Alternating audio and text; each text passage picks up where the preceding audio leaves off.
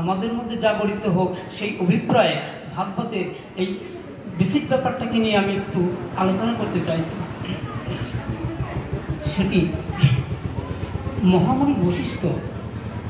এই মহামুনি বশিষ্ঠের পুত্র শক্তি যখন কলমাশ্বরের সঙ্গে যুদ্ধে পরাজিত এবং নিহত হলেন, তখন পরাশর মুনি তার মাতৃ অদৃশ্যন্তীর গর্ভে ছিলেন। তখন তার পিতা মারা গেলেন শক্তি। তখন মহামুনি বশিষ্ঠ এবং মাতা এই উভয়ে কল্যাণ কামনায় দিনে দিনে পরাশর মুনি তার জীবনে পরিধির পথে এগোতে লাগলেন। সেই কষ্ট জীবনের দশা অতিক্রম করে তিনি মহামুনি পরাশর। একদিন এই পরাশর মুনি, আপনারা সর্বজন বিদিত ভাগবত শ্রোতা, প্রসক্ত শ্রোতা, এই পরাশর মুনি তিনি যমুনা পার হচ্ছিলেন। যমুনা পার হবার সময় সেই নদীতে খেয়া দিচ্ছিলেন মৎস্যগন্ধা নামে, পরবর্তীকালে যিনি সত্যবতী নামে অভিহিত পরিচিত। এই মৎস্যগন্ধা, সেই ধীবার কন্যা, পালিত কন্যা মৎস্যগন্ধা নৌকা চালাচ্ছিলেন, পরপারের কাজটা, যাত্রীকে এপার থেকে ওপারে নিয়ে যাওয়ার কাজটি করছিলেন। ঠিক এই সময় পরাশর মুনি ওই নদীতে ওই খেয়া নৌকাতে উঠেছিলেন তিনি পরপারে যাবার উদ্দেশ্যে। সেই সময় এই মৎস্যগন্ধার সঙ্গে তার একটি পরিণয় একটি সুক্ষণ অনুষ্ঠিত হয় এবং তাহারই কৃপায় মুনি হ্যালো মাইকম্যান, একটু মাইকটা মনে হয় একটু সাউন্ডের একটু, হ্যালো, হরে কৃষ্ণ, হ্যাঁ ঠিক আছে, জয় রাধে। তখন পরাশর মুনির কৃপায় এই মৎস্যগন্ধা তার শরীরের সেই মৎস্যগন্ধা, সেই গন্ধটা দূরীভূত হয়ে পদ্মগন্ধে অভূষিত হলেন। এবং শুধু তাই নয়, এই সত্যবতীর সঙ্গে এই শুভক্ষণে তার একটি মিলন পর্ব অনুষ্ঠিত হয়। আর সেই মিলন পর্বের ফলশ্রুতি কৃষ্ণ নামে একটি সন্তানের জন্ম হলো। কৃষ্ণ, যেহেতু তার জন্ম দ্বীপের মধ্যে হয়েছিল, তাই তার নাম দ্বৈপায়ন, কৃষ্ণ দ্বৈপায়ন। এই কৃষ্ণ দ্বৈপায়ন তিনি এই বেদকে বিভাজন করেছিলেন। এই বেদকে বিভাজন করে বলেছিলেন, সেই জন্য তার নাম বেদব্যাস। তাহলে এই যিনি ভাগবত লিখেছেন সেই পুরুষোত্তম মহামুনির সম্পূর্ণ নামটি কৃষ্ণ দ্বৈপায়ন বেদব্যাস। এহেন ব্যক্তি, তার বংশ পরিচয় এই জন্য আমাদের প্রয়োজন যে বংশ একটা বিরাট ব্যাপার। বংশের মধ্যে দিয়ে যে পুত্র আসে, দেখা যায় অনেক ক্ষেত্রেই সে বংশের ধর্মের ব্যতিক্রম সে যায় না। যদিও ব্যতিক্রম ভাগবতে উল্লেখ আছে, হিরণ্যক্ষ এবং হিরণ্যকশ্যপ এবং হিরণ্যক্ষ, সেটা তিথি নক্ষত্রের ব্যাপার। আমি যাচ্ছি না সেই দিকে, তবে শুভ দিকটাই আমরা গ্রহণ করব। তাই এই শ্রীকৃষ্ণ এই কৃষ্ণ দ্বৈপায়ন বেদব্যাস, এই বেদব্যাস মহামুনি তিনি কি করলেন? বেদকে বিভাজন করলেন। ঋক, সাম, যজু, অথর্ব, এই চারটি বেদ। এই বেদ তত্ত্ব প্রকাশ করতে গিয়ে এই বেদের প্রতি আমাদের যাতে শ্রদ্ধা, ভক্তি, আসক্তি আরো গভীরভাবে আসে, তার জন্য একটি তত্ত্ব বিশ্লেষণের প্রয়োজন দেখা দিচ্ছে। তাই বলছি, এই বেদ বস্তুটি কি? ব্রহ্মের শ্রেষ্ঠ প্রকাশ। ওং তৎসৎ প্রকারণে, ওং তৎসৎ প্রকারণে আমরা দেখতে পাই যে ওং শব্দে প্রণব বীজমন্ত্র, প্রণবং সর্ববেদেষু। সমস্ত ছন্দক উপনিষদে উক্তিটি আছে, প্রণবং না, শ্রীমদ্ ভাগবত গীতাতে এই কথাটি আছে, প্রণবং সর্ববেদেষু। এই যে প্রণব, এই প্রণব অর্থাৎ ব্রহ্ম, এই ব্রহ্মের শ্রেষ্ঠ প্রকাশ হচ্ছে বেদ। তাহলে দেখুন, বেদ ব্রহ্ম অভিন্ন, ব্রহ্মের শ্রেষ্ঠ প্রকাশ, ব্রহ্মের শ্রেষ্ঠ প্রকাশ বেদ। আর ওং তৎ জীব, জীবের শ্রেষ্ঠ প্রকাশ হচ্ছে ব্রহ্মজ্ঞ। আর জগৎ তৎ ওং তৎসৎ জগৎ, জগৎ কর্মময়, কর্মের শ্রেষ্ঠ প্রকাশ হচ্ছে যজ্ঞ। কলিযুগের যজ্ঞ, হরিনাম সংকীর্তন মহাযজ্ঞ। দেখেছেন কি সুন্দরভাবে পরিমার্জিতভাবে ভাগবত তত্ত্ব বিশ্লেষণ করে জীবের কল্যাণের জন্য মহাজনরা লিখে গেছে। তাহলে এইবার দেখুন এই ব্রহ্মের সঙ্গে বেদের সম্পর্ক এক, বেদ এবং ব্রহ্ম অভিন্ন। যে কথাটি সুখদেব গোস্বামী যখন রাজা পরীক্ষিত, রাজ চক্রবর্তী পরীক্ষিতের সংবিধান যখন ভাগবতামৃত বর্ষণ করেছিলেন, যেই ভাগবত অমৃত যখন বর্ষণ করেছিলেন তিনি তখন এই ভাগবতের স্বরূপতত্ত্ব বলতে গিয়ে বলেছিলেন ইদং ভাগবতং নাম ও পুরাণাং ব্রহ্ম সংহিতম। দেখেছেন সুখদেব গোস্বামী কথা বলছে যে ব্রহ্ম বেদ ব্রহ্মতুল্য, তাহলে বেদ অভিন্ন ব্রহ্ম। তাহলে বেদ অভিন্ন ব্রহ্ম, সেই বেদকে ব্যাসদেব কি করলেন না একে বিভাজন করলেন। এই ক্ষেত্রে যে বিভাজন প্রক্রিয়া আলোচনা করছে সেক্ষেত্রে তিনি বেদকে চারটি ভাগ আমরা জানি, ঋক সংযুজ অথর্ব, কিন্তু এখানে তিনি দুটো ভাগে ভাগ করে ফেললেন। দেখুন সংযোগ সূত্রটা কোথায় আমাদের শ্রীমদ্ ভাগবত গীতার সঙ্গে এই বেদকে বিভাজন করে ফেললেন। একটি হচ্ছে পূর্বকাণ্ড, একটি উত্তরকাণ্ড। এই পূর্বকাণ্ড সিদ্ধান্ত সূত্র নিয়ে যেটি রচিত হলো সেটা হচ্ছে পূর্ব মীমাংসা, আর এটা হচ্ছে কর্মকাণ্ড নিয়ে আলোচনা। কর্মকাণ্ড নিয়ে পূর্বকাণ্ড নিয়ে যে সিদ্ধান্ত সূত্র রচিত করলেন বেদব্যাস জৈমিনী মুনি, সেটি হচ্ছে পূর্ব মীমাংসা। আর জ্ঞানকাণ্ড নিয়ে যে বেদব্যাস যে সিদ্ধান্ত সূত্র, অর্থাৎ এই উত্তরকাণ্ড নিয়ে যে জ্ঞানকাণ্ড নিয়ে যে সিদ্ধান্ত সূত্র রচনা করলেন তার নাম উত্তর মীমাংসা। তাহলে বেদব্যাস জ্ঞানকাণ্ড নিলেন, এই জ্ঞানকাণ্ডের মধ্যে কি থাকলো না উপনিষদ থাকলো এবং অন্যান্য গ্রন্থ কিছু। তাহলে দেখুন কিভাবে এই জায়গাটা চলে আসে, বেদ থেকে উপনিষদকে গ্রহণ করলেন বেদব্যাস। তাহলে বেদ থেকে উপনিষদকে গ্রহণ করলেন, এই উপনিষদকে গ্রহণ করে তিনি সিদ্ধান্ত সূত্র রচনা করলেন। পরবর্তীকালে আমরা দেখছি যে এই সিদ্ধান্ত সূত্রের মধ্যে যা যা প্রতিষ্ঠিত হয়েছে, আমাদের পূর্ব মহাজনরা তিনটি সিদ্ধান্তকে স্বীকার করে নিলেন। এই যে উত্তরকাণ্ড এবং জ্ঞানকাণ্ড নিয়ে যে সিদ্ধান্ত সূত্র রচিত হলো তার নাম ব্রহ্মসূত্র। পর্যায়ক্রমে আমরা সম্পর্কটাকে জানবার চেষ্টা করছি। তাহলে এর নাম হলো ব্রহ্মসূত্র। পরবর্তীকালে মহাজনরা রামানুজ, মাধবাচার্য, বিষ্ণুস্বামী, নিম্বার, তারা কি করলেন না এই মহাজনরা তিনটি প্রস্থানকে স্বীকার করে নেন। এই তিনটি প্রস্থান কি? শ্রুতি, স্মৃতি আর ন্যায় প্রস্থান। এই তিনটি প্রস্থানকে স্বীকার করে নেন। তাহলে শ্রুতি উপনিষদ, দেখেছেন কিভাবে বেদ তত্ত্ব আমাদের মধ্যে প্রকাশ করছে। শ্রুতি উপনিষদ, স্মৃতি শ্রীমদ্ ভাগবত গীতা উপনিষদ। এই শ্রীমদ্ ভাগবত গীতা এই সম্পূর্ণ নামটি হচ্ছে শ্রীমদ্ ভাগবত গীতা উপনিষদ। তাহলে গীতা হলো কি করে পড়ে যাচ্ছে। তাহলে কাকে নিলেন? শ্রুতি নিলেন, স্মৃতি নিলেন, অর্থাৎ উপনিষদকে নিলেন, শ্রীমদ্ ভাগবত গীতাকে নিলেন, আর নিলেন ন্যায় প্রস্তাব। ন্যায় প্রস্তাব মানে ব্রহ্মসূত্র। তাহলে ব্রহ্মসূত্র কার অংশ? উপনিষদ, বেদের অংশ, উপনিষদের অংশ। তাহলে আমরা যা কিছু আমার এই যে সিদ্ধান্ত সূত্রের মধ্যে আমরা আছি, আমরা কিন্তু ব্রহ্ম ভিন্ন নই, বেদ ভিন্ন নই, উপনিষদ ভিন্ন নই, শাস্ত্র যুক্তি অনুসারে। তাহলে এইবার দেখুন যে এই যে শ্রীমদ্ ভাগবত গীতা উপনিষদ, একে কিন্তু মহাজনরা গ্রহণ করলেন, বাদ দিলেন না। তাহলে মহাজনরা যখন এই গীতাকে গ্রহণ করেছেন, আমরাও তো বাদ দিতে পারি না। তারপরে বড় কথা, সর্ব উপনিষদ গাভ দুগ্ধ গোপন নন্দন পার্থ বর্ষ সুধিভক্ত সর্ব উপনিষদ গাভ দুগ্ধ গোপন নন্দন পার্থ বর্ষ সুধিভক্ত দুগ্ধ গীত অমৃতম মহৎ। হয়তো একটু ভুল হলো, মানে যাই হোক, তো অপরাধ ক্ষমা করবেন।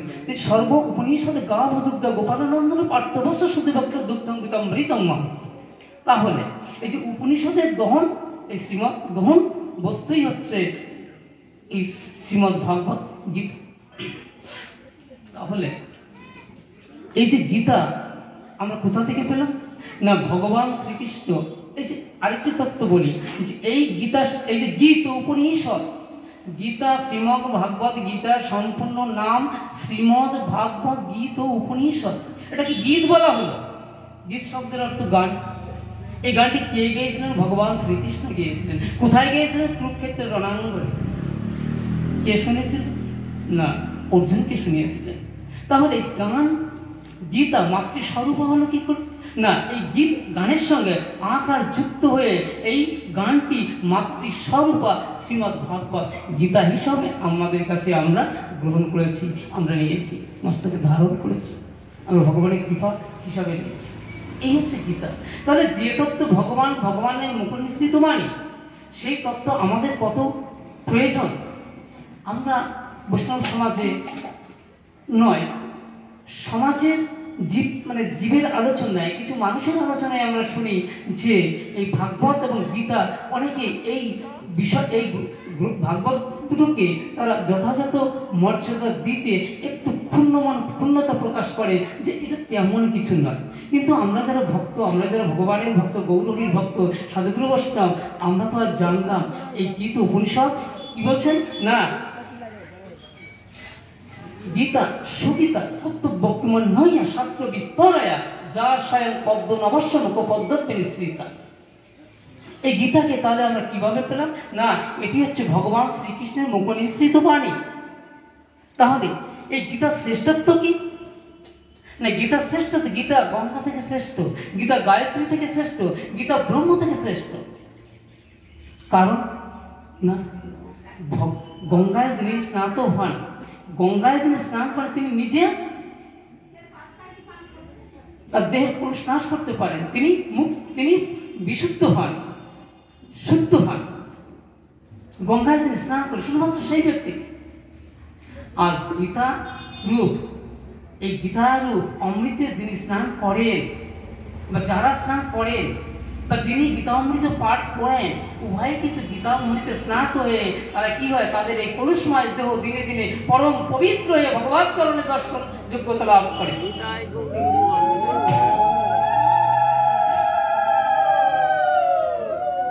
গীতা গায়ত্রী থেকে শ্রেষ্ঠ, গীতা ব্রহ্মা থেকে শ্রেষ্ঠ। কারণ না, গীতা এই প্রজাপতি ব্রহ্মার জন্ম হচ্ছে ভগবান নারায়ণের নাভিকমল থেকে, আর গীতার জন্ম হচ্ছে ভগবান অনাদি গোবিন্দ ভগবান শ্রীকৃষ্ণের মুখপদ্ম থেকে। এখানেই তার শ্রেষ্ঠত্ব। গীতা প্রথম শ্লোক, ধর্মক্ষেত্রে কুরুক্ষেত্রে সমবেত যুদ্ধস্তব মামকা পাণ্ডবস্ত্রৈব কিং কুর্বাত সঞ্জয়। এই ধ শব্দ গ্রহণ করে অন্তিম শ্লোকের ম নিয়ে রেপ যোগ করলে পুরোটাই হচ্ছে ধর্মতত্ত্ব, পুরোটাই ধর্ম।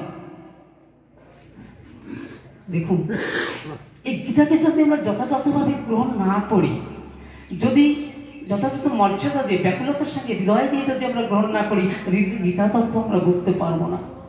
মহানম্মত ব্রহ্মচারী আমেরিকাতে গেছেন, প্রথম হয়েছিল বিশ্ব ধর্ম সম্মেলন, তখন গিয়েছিলেন স্বামী বিবেকানন্দ। পরবর্তী দ্বিতীয় ভারতীয় নাগরিক মহানম্মত ব্রহ্মচারী, যিনি এই সনাতন ধর্মের প্রতিনিধি হিসাবে আমেরিকাতে সেই ধর্ম সম্মেলনে যোগদান করেছিলেন। তখন তিনি বিরাজ করছিলেন ফরিদপুর শ্রীঅঙ্গন, জগৎবন্ধু সুন্দর যে শ্রীঅঙ্গন প্রতিষ্ঠা করেছিলেন, মহেন্দ্রজি যেখানে ছিলেন, এই মহানম্মত ব্রহ্মচারী সেখানে ছিলেন। আমেরিকা থেকে সেইখান থেকে চিঠি এসছে সভাপতি, না শ্রীঅঙ্গন থেকে, ফরিদপুর শ্রীঅঙ্গন থেকে একজন এই সনাতন ধর্মের প্রতিনিধি করে আমেরিকার ধর্মসভায় পাঠাতে হবে। তখন মহানন্ত ব্রহ্মচারীকে মহেন্দ্রজি আদেশ করলেন, তুমি যাও। তিনি গিয়েছিলেন এই সনাতন ধর্মের বার্তা নিয়ে। তাহলে এই যে গীতা, এর বিষয়গত দিকগুলো আমরা যে সঠিকভাবে অনুধাবন না করি, তাহলে কিন্তু আমরা বুঝতে পারবো না যে এই গীতার মধ্যে সার তত্ত্ব কি আছে, গ্রহণ করার ব্যাকুলতাও আমাদের বাড়বে না। তাহলে এই গীতা, এই যে মহানন্ত ব্রহ্মচারী, তিনি সেখানে গিয়ে হিন্দু ধর্মের সমস্ত বিষয় প্রতিষ্ঠিত করলেন, বিস্তারিত আলোচনায় যাচ্ছি না। তাহলে এই যে গীতা ভগবানের মুখনিসৃত বাণী, শ্রেষ্ঠত্ব না, এই গীতা আমরা যদি শোনার ব্যাকুলতা আমাদের থাকে, তাহলে কি হবে না, আমাদেরও মুক্তি হবে, আমাদের হৃদয় পবিত্র হবে। আমরা কিভাবে হবে না, অর্জুন যেভাবে গীতা শুনেছিলেন, এবং সেইভাবে শুনলেই পরম কল্যাণ। কিন্তু এই ধর্ম সম্মেলনে যখন মহানম্রত ব্রহ্মচারী গিয়েছিলেন, দেখুন অর্জুনের গীতা শোনা, অর্জুনের গীতা এই অষ্টাদশ অধ্যায় শ্রবণ আর সাধারণ জীবের গীতা পাঠ এবং শ্রবণের মধ্যে একটা পার্থক্য আছে। সেই পার্থক্যটিকে প্রমাণিত হয়েছিল এই আমেরিকাতে এই ধর্ম সম্মেলন যখন মহানম্রত ব্রহ্মচারী গিয়েছিল, তখন একজন কলেজের অধ্যাপক জিজ্ঞাসা করেছেন মহানম্রত ব্রহ্মচারীকে, তিনি বলেছিলেন, একদম পরিষ্কার বললেন, the conception of god in year plant is very cold. অর্থাৎ তোমাদের ভগবান জড়প্রায়। কি সাংঘাতিক কথা! মহানম্রত ব্রহ্মচারীর মতো কৃপাধন্য, ভগবানের কৃপাধন্য ভক্তের কাছে এই প্রফেসর, বিশ্ববিদ্যালয়ের প্রফেসর, তিনি বলছেন যে না, তোমাদের ভগবান জড়বাদ, এর চেতনা নেই, এই কথা বললেন। তখন আরো একটি কথা বললেন যে তোমরা যে গীতা শাস্ত্রখানি নিয়ে এত মাতামাতি করো, এর মধ্যে কি আছে? প্রথম অধ্যায় তো কিছুই নেই, এই প্রথম অধ্যায় বাদ দিলেও তো কিছু হয় না, এ তো পড়ার প্রয়োজনই পড়ে না। তখন মহানম্রত ব্রহ্মচারী বিস্মিত হয়ে গেলেন, কোনো কথা বললেন। পরে যখন পর্যায়ক্রমে আলোচনা পর্যায়ক্রমে ঠিক সময় সন্ধিক্ষণ উপস্থিত হলো, তখন তিনি বলছেন, আচ্ছা বলুন তো, আপনারা তো বাইবেল নিয়ে মাতামাতি করেন, এই বিশ্ব জগতে বাইবেলের এত প্রবাহটা কেন? এই খ্রিস্টান ধর্মের এই প্রসারটা কেন? এত প্রচার কেন আপনাদের এখানে? আর গীতার প্রচারটা তো কম কেন জানেন? তখন বলছেন যে বাইবেলকে পরিচালনা করবার জন্য, জগতের প্রবেশ করবার জন্য তার পেছন থেকে অর্থের একটা ধাক্কা দেওয়া হয়। অর্থাৎ এই জগতে বাইবেল চলে অর্থের ধাক্কায়। আর আমার অনাদি ভগবান শ্রীকৃষ্ণের বকুল নিঃসৃত বাণী শ্রীমদ ভাগবত চলে আমার ভগবানের কৃপায়। তাই এই জাগতিক জগতের প্রচারটা একটু কম আছে, কিন্তু পেছনে ভগবানের একটা ধাক্কা আছে। আর আছে না, আর সাধুগুরু বৈষ্ণব এই গীতা কি মাথায় ধারণ করে তারা বয়ে চলেছে। তবে একটি কথা যেটি বললেন যে গীতার আমার ভগবান, গীতার মুখে যার মানি সেই ভগবান জড়বাদ, কিন্তু এটা ঠিক নয়। এতে এটাই প্রমাণ হয় যে আপনি যথাযথভাবে গীতা অমৃত আপনি গ্রহণ করেননি। আরেকটি কথা জেনে রাখুন, এই শ্রীমদ ভাগবত গীতা উপনিষদ গীতার প্রথম অধ্যায় বাদ দিলে গীতাই হয়। অর্থাৎ এইখানে সমস্ত গীতার একটা নির্যাতম অবস্থা আস্বাদনের পরম পর্ব দর্শনের ভাষাতে এখানে পরিণীত রয়েছে। সেটি কৃপাগুণী উপলব্ধির বিষয়, সাধারণ জাগতিক আস্বাদনের বস্তু এটা নয়। সাধুগুরু বৈষ্ণবের কৃপাধন্য হলে, গুরু কৃপা থাকলে তবেই সেই আস্বাদন তত্ত্বের জগতে প্রবেশ করা যায়। তাহলে ভাগবতকে আস্বাদন করতে গেলে গুরু কৃপা দরকার, সাধুগুরু বৈষ্ণবের কৃপা দরকার, ভগবত কৃপা দরকার। এই কৃপা ভিন্ন কিন্তু পরম তত্ত্ব আস্বাদনের বস্তু নয়। বলে আপনি প্রমাণ দিন, বলে প্রমাণ দিচ্ছি।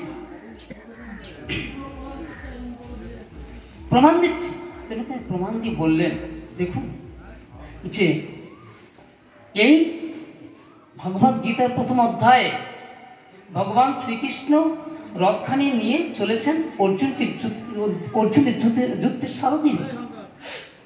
যখন তিনি রণাঙ্গনে প্রবেশ করেছেন, তখন অর্জুন বলছেন যে সখা, আমি কাদের সঙ্গে যুদ্ধ করব? কে কে আমার সঙ্গে যুদ্ধ করতে এসছে? সেই মহাবীর কারা, আমি তাদের একটু দেখে নিতে চাই। এই কথার মধ্যে একটা বীরত্ব রয়েছে, একটা বীর রস প্রকাশ পেয়েছে, আমি দেখে নিতে চাই। তখন অর্জুনের কথায় রথের সারথি ভগবান শ্রীকৃষ্ণ বলছে, তুমি রথখানাকে উভয় পক্ষের মধ্যস্থানে নিয়ে যাও। যখন রথখানাকে মধ্যস্থানে নিয়ে যাওয়া হলো, তখন কি হলো না,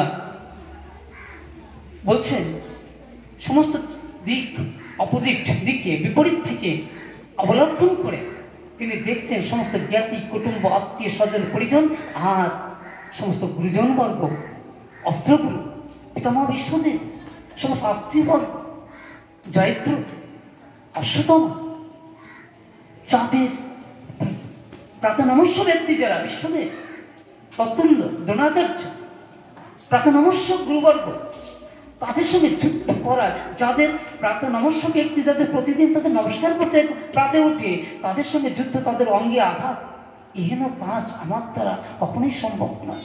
তিনি রোমাঞ্চিত হলেন, বিষণ্ণ বোধ করলেন, হস্ত থেকে তার গান্ডিব এবং সেই তীর ধনুক সমস্ত গান্ডিব খসে পড়ল। তখন ভগবান শ্রীকৃষ্ণ দেখলেন মহাবিপদ। তিনি তখন বলছেন, দেখেছেন কি অবস্থা, যে কি হলো না, যুদ্ধক্ষেত্রে অর্জুন প্রথম যখন কথাটি বলল, কথার মধ্যে কত বীরত্ব, বীররস প্রকাশ পেয়েছে। বীররস প্রকাশ পেয়ে যখন সে গিয়ে সমস্ত বিষয় অবগত হলো, তখন বিষণ্ণবোধ হলো। বিষণ্ণবোধ হয়ে সমস্ত হস্ত থেকে যুদ্ধের সামগ্রী সব পরিত্যক্ত হলো, রোমাঞ্চিত, আমি যুদ্ধ করব না। বন্ধু বলছেন যে আমার পক্ষে যুদ্ধ করা সম্ভব নয়, আমি রাজা হয়ে যাদের সেবা পূজা করে আমি নিজেকে ধন্য করব, সেই পরিজনবর্গ, আত্মবর্গ, গুরুবর্গ নিধন করে এই রাজসুখ ভোগ করে আমার কোনো সুখ হবে না, আমি এই রাজসুখ চাই না। তাই তিনি যুদ্ধ অস্ত্র ত্যাগ করলেন। ভগবান দেখলেন মহাবিপদ, তখন তিনি বুঝাতে চেষ্টা করলেন, বুঝিয়ে 18 অধ্যায় গীতা তত্ত্ব দান করে তাকে পুনর্জাগরিত করলেন। জাগরিত করে তাকে যুদ্ধ করালেন। তখন এই তথ্যটি বলে মহানমত ব্রহ্মচারী প্রফেসরকে বলছেন, অধ্যাপককে বলছেন, দেখেছেন তো যুদ্ধ করার সময় প্রাক মুহূর্তে যখন তাদের দেখে নিতে চেয়েছিল, তখন অর্জুনের মধ্যে বীর রস প্রকট, আর যখন দেখে নিতে গেল তখন ভগবান শ্রীকৃষ্ণ, সখা শ্রীকৃষ্ণ একটি কথা উচ্চারণ করেছিলেন যে তিনি তো অপোজিট পক্ষ যারা আছে তাদেরকে উদ্দেশ্য করে বললেন, তুমি ওদেরকে ভালো করে দেখে নাও।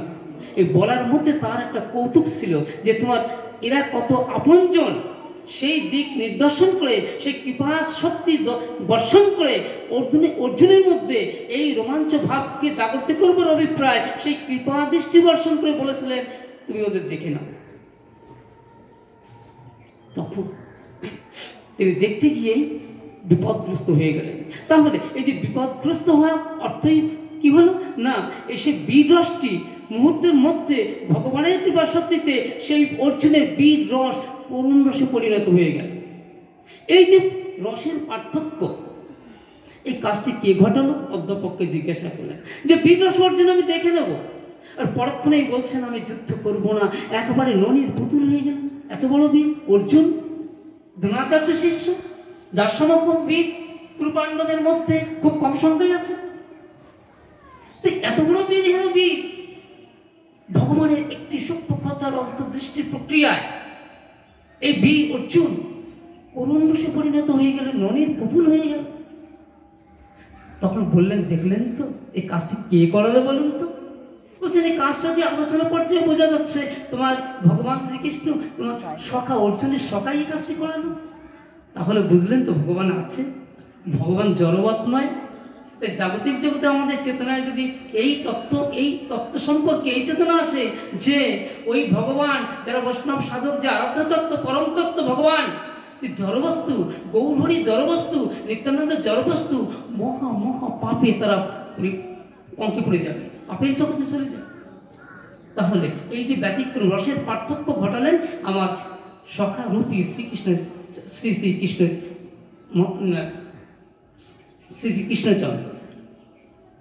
তখন বলছেন আরো একটি কথা জানেন, আমার এই গোবিন্দের চরণে যে একবার আশ্রয় পায়, আমার অনাদির আদি গোবিন্দ ভগবান শ্রীকৃষ্ণের চরণে যে আশ্রয় পায় এবং তিনি কৃপা করে যাকে আশ্রয় দেন, তিনি কখনো কিন্তু আমার এই গোবিন্দ সেই ভক্তকে কখনো পরিত্যাগ করেন না। বলছে প্রমাণ দিন, বলছে অবশ্যই প্রমাণ দেবো। বলে দেখেছেন যুদ্ধ কতদিন হলো? বলে 18 দিন হলো। যে 18 দিন সমারঙ্গনে কত প্রতিকূল পরিস্থিতি, কত ব্যথা বেদনা, অসহ্য যন্ত্রণা, মানসিক অতিত্বতা, ভগবান তিনি সর্বসময় তিনি আনন্দ রসে থাকেন। সেই আনন্দ রসে পরিত্যাগ করে আজকে অর্জুন ভক্তের দাসত্ব করবার জন্য বলা চলে, অর্জুন ভক্তকে রক্ষা করবার জন্য তিনি অনাদিরাদি ভগবান শ্রীকৃষ্ণ রসময় বিগ্রহ হয়েও আজকে কুরুক্ষেত্রের রণাঙ্গনে ভক্তকে রক্ষা করবার জন্য কত কষ্ট ভোগ করছেন আমার গোবিন্দ।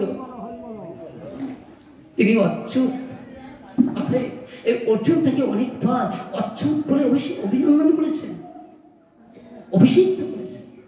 কেন জানেন না? তিনি যদি কোনো ভক্তকে আশ্রয় দেন, অনাদিরাদি ভগবান কখনোই কিন্তু সেই ভক্তকে পরিত্যাগ করে চলে যান না। তাই তিনি অচ্যুত, চ্যুত হন না, অর্থাৎ বিচ্যুত হন না। তার কৃপা গুণে তার ভক্ত তার শ্রী চরণকমল থেকে কখনো বিচ্যুত হয় না। ইহাই ভক্ত ভগবানের অদ্বিতীয় সম্পর্ক লইয়া বোঝে তারে কৃষ্ণ নাহিতা যে আর সব মরে অকারণ। দেখুন, এইবার আমরা এই গীতা তত্ত্বের মধ্যে আরো একটু উপলব্ধি করব। ভগবান শ্রীকৃষ্ণ প্রথম থেকে অষ্টদশ অধ্যায় পর্যন্ত গীতা অমৃত দান করলেন অর্জুনকে। মানবত ব্রহ্মচারী একটি কথা বলেছিলেন যে ভাগবত যদি শুনতে হয়, শ্রীমদ্ ভাগবত গীত পরিষদখানি যদি আস্বাদন করতে হয়, তাহলে অর্জুনের মতো ভক্ত হয়ে আস্বাদন করতে হয়। তাহলে অর্জুনের মতো ভক্ত হয়ে ভাগবত আস্বাদন করলে আমার পরম প্রাপ্তি কি হবে? আমরা তো স্বার্থের কানা, অলিহত জীব, কৃষ্ণ বহির্মুখ জীব, স্বার্থ ছাড়া এক পাও চলতে চাই না। তাই এই সময় ব্যয় করে আমরা সাধুগুরু বৈষ্ণবের সমাবেশে এসে ভাগবত আস্বাদন করব, আমার পরম প্রাপ্তি কি হবে, লাভ কি হবে? তাই অর্জুনকে যদি আমরা উপলব্ধি করি, অর্জুন তত্ত্বটিকে যদি আত্মীকরণ করি, অর্থাৎ তার পারমার্থিক কল্যাণ প্রক্রিয়াকে নিজে আত্মীকরণ করে যদি আমরা হৃদয়ে গ্রহণ করি, তাহলে আমার মধ্যে চেতনার উন্মেষ করবে। অর্জুনের যা হয়েছিল আমারও হলে হতে পারে। তাই মহানুভূত ব্রহ্মচারী বললেন যে ভাগবত যদি শুনতে হয়, অর্জুনের মতো ভক্ত হয়ে ভাগবত আস্বাদন করতে হয়। তাহলে অর্জুনের প্রাপ্তি কি বল না, 18 অধ্যায় গীতা তত্ত্ব দান করার পরে ভগবান কৃষ্ণচন্দ্র মনে মনে ভাবলেন যে যুদ্ধক্ষেত্রে সৈন্যের যদি একখানি পা কাটা যায় যুদ্ধ করতে পারে, একখানি হাত কাটা যায় যুদ্ধ করতে পারে, কিন্তু সেই সৈন্যের যদি একবার মনে ভেঙে যায়, তার দ্বারা বিন্দুমাত্র যুদ্ধ বা সমাধান মানে কোনো কার্য পরিবেশিত হতে পারে না। তাই বিচলিত হয়ে গেলেন ভগবান যে অর্জুনকে দিয়ে আমাকে যুদ্ধ করাতে হবে, যুদ্ধ করতে হবে। তাই তিনি জিজ্ঞাসা করলেন যে ভগবান জিজ্ঞাসা করছেন অর্জুনকে 18 অধ্যায় গীতা তত্ত্ব উপনিষদ জ্ঞান প্রদান করার পর তিনি জিজ্ঞাসা করছেন জ্ঞান সম্মোহ প্রনষ্ট হন্ত ধনঞ্জয়। ধনঞ্জয়, এতক্ষণ আমি তোমাকে যে তত্ত্ব পরিবেশন করলাম, তুমি কি অনুধাবন করতে পেরেছো, আত্মীকরণ করতে পেরেছো, হৃদয়ে গ্রহণ করতে পেরেছো? ভগবানের মনে মনে বাসনা, যদি আমার এই তত্ত্ব সম্পূর্ণরূপে পরিমার্জিত রূপে অর্জুন গ্রহণ করতে অসমর্থ হয়, আমি পুনরায় ওকে ভাগবত অমৃত শ্রবণ করা। যখন ভগবান এই জিজ্ঞাসা করলেন, তখন অর্জুন নতজান হয়ে গীতাঞ্জলি ফুটে ভক্তি গদগদ কণ্ঠে বললেন, নষ্ট মোহ স্মৃতি লব্ধ তৎপ্রসাদাৎ মায়া চুত্ত স্থিত হস্মি কত সন্দেহ করি সে বচনান্ত। অর্জুন বলছেন, হে প্রভু, আমি আত্মস্থ হয়েছি, আমার বিমর্ষতা কেটে গেছে, আমি বুঝতে পেরেছি প্রকৃত জ্ঞানের উন্মেষ আমার ঘটছে প্রভু তোমার প্রসাদে। প্রভু, আমি তোমার চরণে শরণ নিলাম, তুমি যা বলবে আমি তাই করবো প্রভু, আমি তোমার চরণাশ্রিত দাস।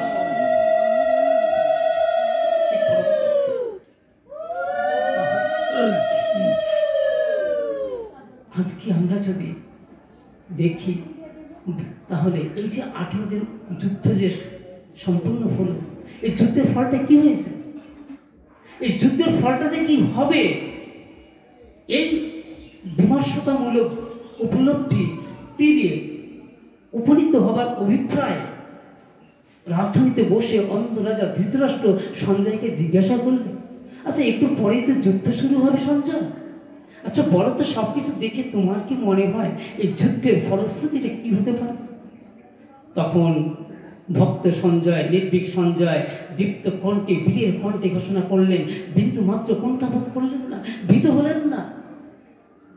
সঞ্জয় তার ধর্ম বাণী অন্ধ রাজা ধৃতরাষ্ট্রকে শুনিয়ে দিলেন, রাজন সংস্কৃত রূপম অদ্ভুতম হরে বিশ্বয়নে মনে রাজন বিশ্বমীচ পুনঃ যত্র যোগেশ্বর কৃষ্ণ যত্র পার্থ ধনুর্ধর তত্র সেই বিজয় ভূতির ধর্মানীতি মতি মম।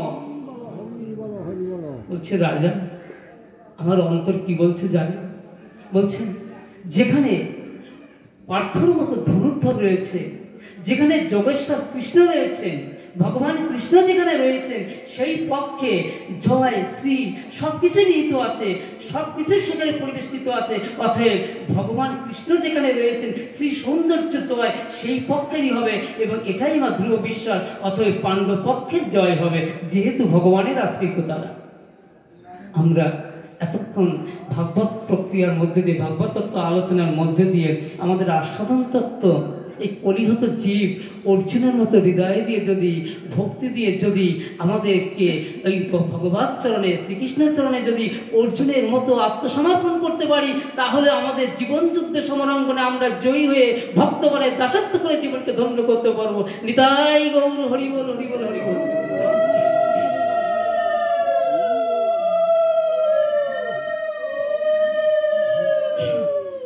এই ভাগবত সঙ্গ পড়লে আমাদের এই চেতনামূলক বিষয়গুলো আসে। ভাগবত বলছেন, অন্তঃকালে চ মমেব শরণমুক্ত কলেবরং চ প্রয়াতি সমদ ভাবং জাতি নাস্তত্র সংশয়।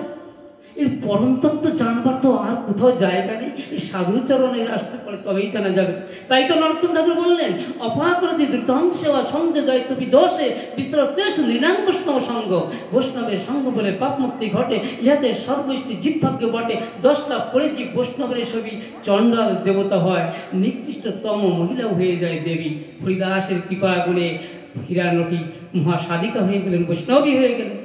তাই নরোত্তম ঠাকুর বললেন, এই সাধুর চরণে না আসলে কিন্তু এই পরম তত্ত্ব জানা যাবে না। জং জং বাপি স্মরণ ভাব স্মরণ ভাব তন্তে করেন তবে বই যে কোনতে সদ তদ ভাব ভাবিত। এই হৃদয়ের বিদারণমূলক উপলব্ধি, পারমার্থিক কল্যাণমূলক উপলব্ধি সাধুর চরণে না আসলে কখনোই পাওয়া যাবে না, ভাগবত জগতে না আসলে কখনোই পাওয়া যাবে না। ভাগবতের তত্ত্ব বিশ্লেষণ, ভাগবত তত্ত্বটি, এইবার ভাগবত তত্ত্ব নিয়ে একটু কথা বলবো। এই ভাগবত তত্ত্ব বিশ্লেষণ করতে সুখদেব গোস্বামী কি বললেন, না ইদং ভাগবতং নাম প্রণাম ব্রহ্ম সম্মিতং। মানুষের জীবে ভক্তের আরো গাঢ় থেকে প্রগাঢ় ভক্তি ব্যাকুলতা বেড়ে উঠুক এবং ভাগবতকে আকর্ষণ করতে হবে। ভাগবত কৃপা ধন্য হয়ে ভাগবতকে হৃদয় দিয়ে গ্রহণ করুক, তার জন্য ভাগবতের পরম তত্ত্বগুলো আমাদের একান্ত জানা প্রয়োজন। সুখদেব গোস্বামী বললেন, বৃন্দাবন বৈষ্ণব শিরোমণি সনাতন গোস্বামী ভাগবতী কি বললেন, তিনি এই ভাগবতের সরলতত্ত্ব ব্যাখ্যা করতে গিয়ে তিনি বললেন, শ্রীকৃষ্ণ প্রবর্তিত। দেখেছেন ভাগবতের কোথায় স্থান? শ্রীকৃষ্ণ প্রবর্তিত, অর্থাৎ এই পরম ব্রহ্ম শ্রীকৃষ্ণ শব্দ ব্রহ্মরূপে পরিবর্তিত, অথবা শ্রী গ্রন্থ এবং গোবিন্দ অভিন্ন। এই হচ্ছে ভাগবত। তাহলে ভাগবতের বিষয়বস্তু কি আছে? এবার ভাগবতের একটু ভেতরে চলে যায়। এই ভাগবতের বিষয়বস্তু কি আছে না, অত্র বিসর্গস্য স্থান, অত্র সর্ব বিসর্গস্য স্থানং পোষণ মতয়া মন্বন্তরে ঈশানকতা নিরোধ মুক্তি আশ্রয়। দেখেছেন এই ভাগবতের মধ্যে এই ভগবান ব্রহ্মার মধ্যে 10 লক্ষ শ্লোক নির্মাণ করেছিলেন 4টি শ্লোক থেকে। এই 10 লক্ষ শ্লোক ভাগবত থেকে 14,000 শ্লোক সমন্বিত নারদের মাধ্যমে প্রাপ্ত হলেন শ্রীকৃষ্ণ দ্বৈপায়ন বেদব্যাস। তিনি 14,000 শ্লোক সমন্বিত ভাগবত তত্ত্ব তিনি লিখলেন। আর সেই ভাগবত তত্ত্ব হচ্ছে ভগবান পরম ব্রহ্মের কি প্রকাশ, গোবিন্দ এবং শ্রী গ্রন্থ অভিন্ন। দেখেছেন এই ভাগবতের মূল আলোচ্য বিষয় কয়টি? 10টি। কি কি না, স্থান, পোষণ, অতি, মন্বন্তর, ঈশানকতা, নিরোধ, মুক্তি, আশ্রয় ইত্যাদি 10টি। স্থান, স্বর্গ, বিসর্গ, স্থান, পোষণ, অতি, মন্বন্তর, ঈশানকতা, নিরোধ, মুক্তি, আশ্রয়, এই 10টি তত্ত্ব ভাগবতে। দেখেছেন অত্র স্বর্গ বিসর্গ স্থান পোষণ মতয়া মন্বন্তর, ঈশানকতা, নিরোধ, মুক্তি, আশ্রয়, এই 10টি তত্ত্ব। কবিরাজ গোস্বামীকে এই মধুর শ্লোকটাকে আরো মধুরতর করে দিলেন জীবের সহজবদ্ধ হওয়ার জন্য। তিনি কি বললেন, আশ্রয় জানিতে কই এ নব পদার্থ দশমস্য বিশুদ্ধতম নবামিহ লক্ষণ। দেখেছেন কি পরম পরিবেশিত করলেন। অর্থাৎ কবিরাজ গোস্বামী দেখলেন এই মধুর তরঙ্গ, এত উত্তাল তরঙ্গ তুলে দিয়েছে সুখদেব গোস্বামী। এত উচ্চমার্গের তরঙ্গ পরিহত জীব আস্বাদন করবার যোগ্যতা অর্জনে তারা খানিকটা পিছু টানে। তাই তাদেরকে আরো আস্বাদন করবার জন্য তিনি কি করলেন, এই তরঙ্গ কমিয়ে প্রেমের তরঙ্গকে ছোট্ট তরঙ্গ দিয়ে হৃদয়ে ভক্ত হৃদয়ে প্রবেশ করিয়ে দিলেন।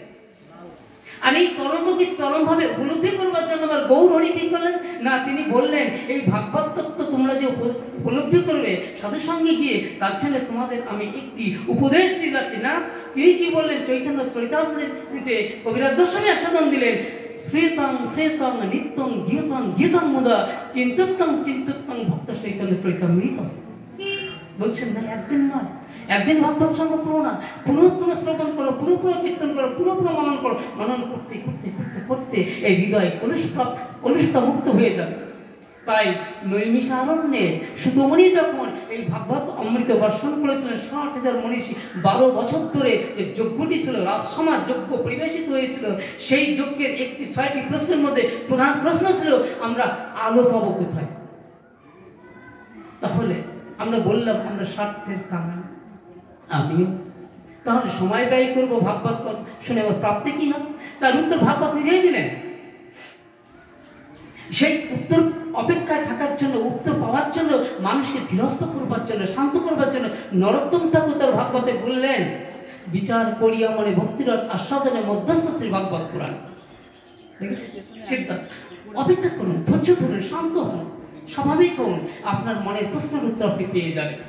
তাই নৈমিষারণ্যে যখন ভাগবত বললেন, সুতমণি রমহর্ষণ মুনির পুত্র সুতমণি তিনি বললেন, যা এতস্র বৈহিতং যমক্ষণ মনোনুদ্ধি শ্লোকো মেঘং পদার্থং পাদ বা পদার্থমেব শ্রদ্ধাবান যৌন শৃঙ্গার পুনঃতত্ত্বমেব।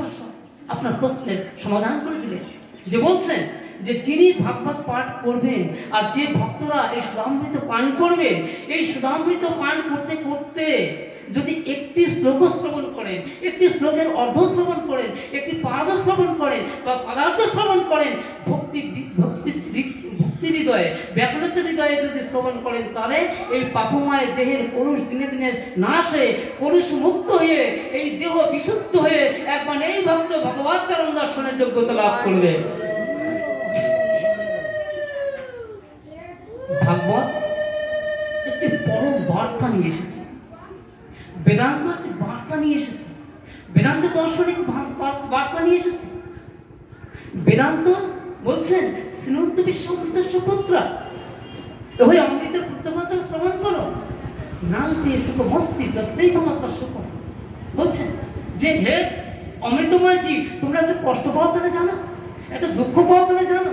নালতে সুখ মস্তি, অতএব আমরা অল্পে সন্তুষ্ট হই না, আমরা অল্পে সন্তুষ্ট হই, তাই আমরা দুঃখ পাই। বলতে সুখ পাবো কোথায়? ভাগবত তার উত্তরে বললেন, বেদান্ত তার উত্তরে বললেন, কি বললেন না,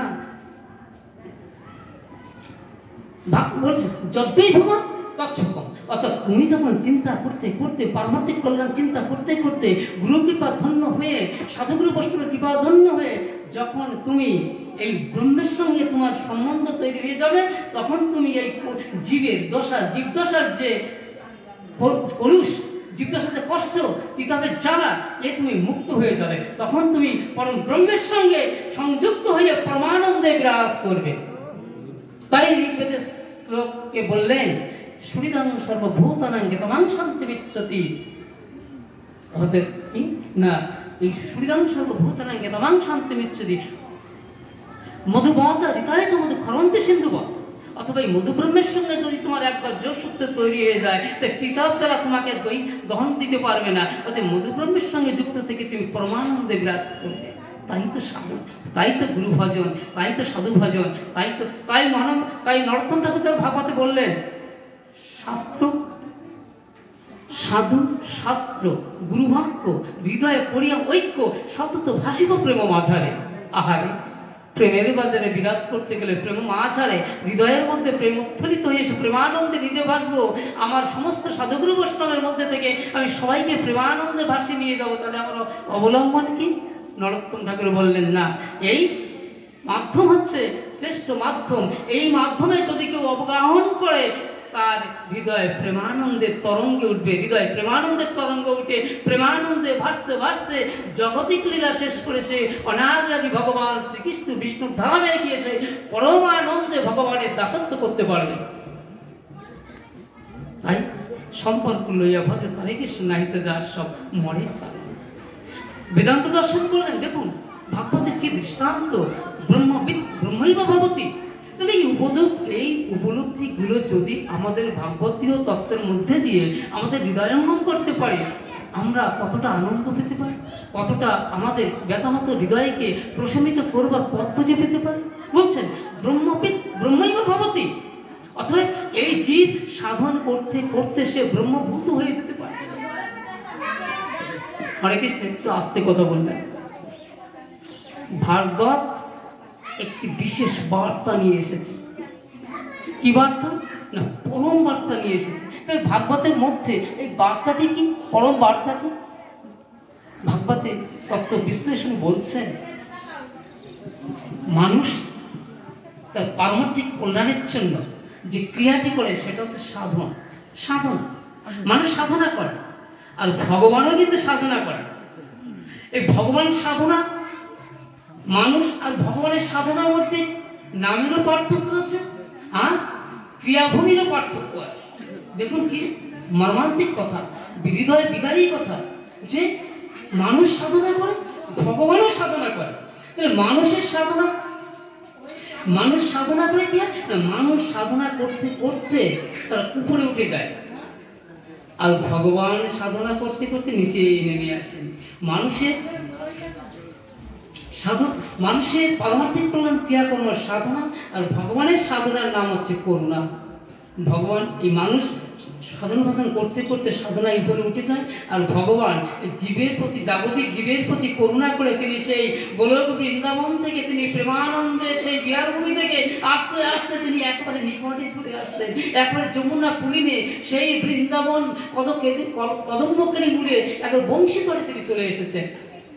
তাহলে তিনি কি হলেন না, কৃপা করে করুণা করে তিনি এসেছেন। তাহলে ভগবান সেই গোলক বৃন্দাবন থেকে করুণা করে তিনি আমাদের গোলক বৃন্দাবনে সেই পরিত্যাগ করে তিনি মত্ত ব্রজভূমিতে তিনি চলে এসেছেন, যমুনা পুলিনে কদম্ব কেলিমৌলে তিনি একেবারে কিভাবে এসেছেন, একবারে ঘরের জন, আপনজন হয়ে চলে এসেছে। চলুন একবারে দেখে আসি সেই বাসনা, সেই ব্যাকুলতা আজও আমাদের মধ্যে জাগলো। সেই গোলকের দল গোলক বিহারী হরি পরম করুণা করে জীবের কল্যাণের জন্য সেইখান থেকে, সেই আনন্দময় ধাম থেকে তিনি ব্রজভূমিতে নেমে এসেছেন, আমাদের আপনজন হয়ে, ঘরের জন হয়ে, নন্দ যশোদা দুলাল হয়ে তিনি চলে এসেছেন। কত কাছের জন্য হয়ে গেছেন, আপনজন হয়ে গেছেন। সেই আপনের সঙ্গে সম্পর্ক আজও আমাদের হলো না। এই ভাগবতের বার্তাগুলো জানলে আমাদের সেই আগ্রহটা বাড়ো, সাধুগুরু বৈষ্ণবের কৃপা গুণে আমাদের সেই আগ্রহটা বাড়ো। ভুলে যাচ্ছে, সময়টা খেয়াল করি।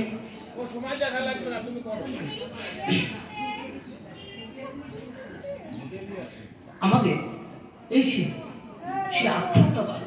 এই আগ্রহটা বাড়ার পথে পরিচালিত হতে গেলে কতগুলো বিশেষ অধ্যায়, পথ আমাদের কিন্তু অনুধাবন করে তার মধ্যে দিয়ে আমাদের চলতে হবে।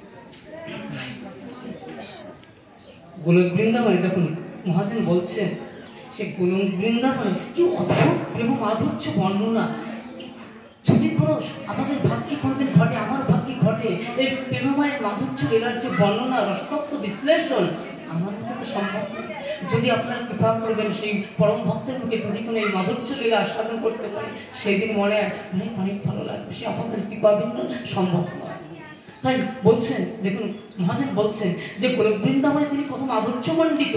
ভগবান শ্রীকৃষ্ণ যিনি নিজের রূপ থেকে নিজে বিমোহিত হয়ে যান, নিজেকে নিজে আলিঙ্গন করতে যান, সেই শ্রীকৃষ্ণ তাকে সেই পরম তত্ত্বকে উদ্দেশ্য করে মহাজন বলছেন, এই রূপময় মাধুর্যময় এই ভগবান শ্রীকৃষ্ণ চলো নররূপে লীলা করবার জন্য গোলক বৃন্দাবনে নেমে এসেছেন। তখন তিনি আরো মাধুর্যমণ্ডিত হয়ে গেছেন।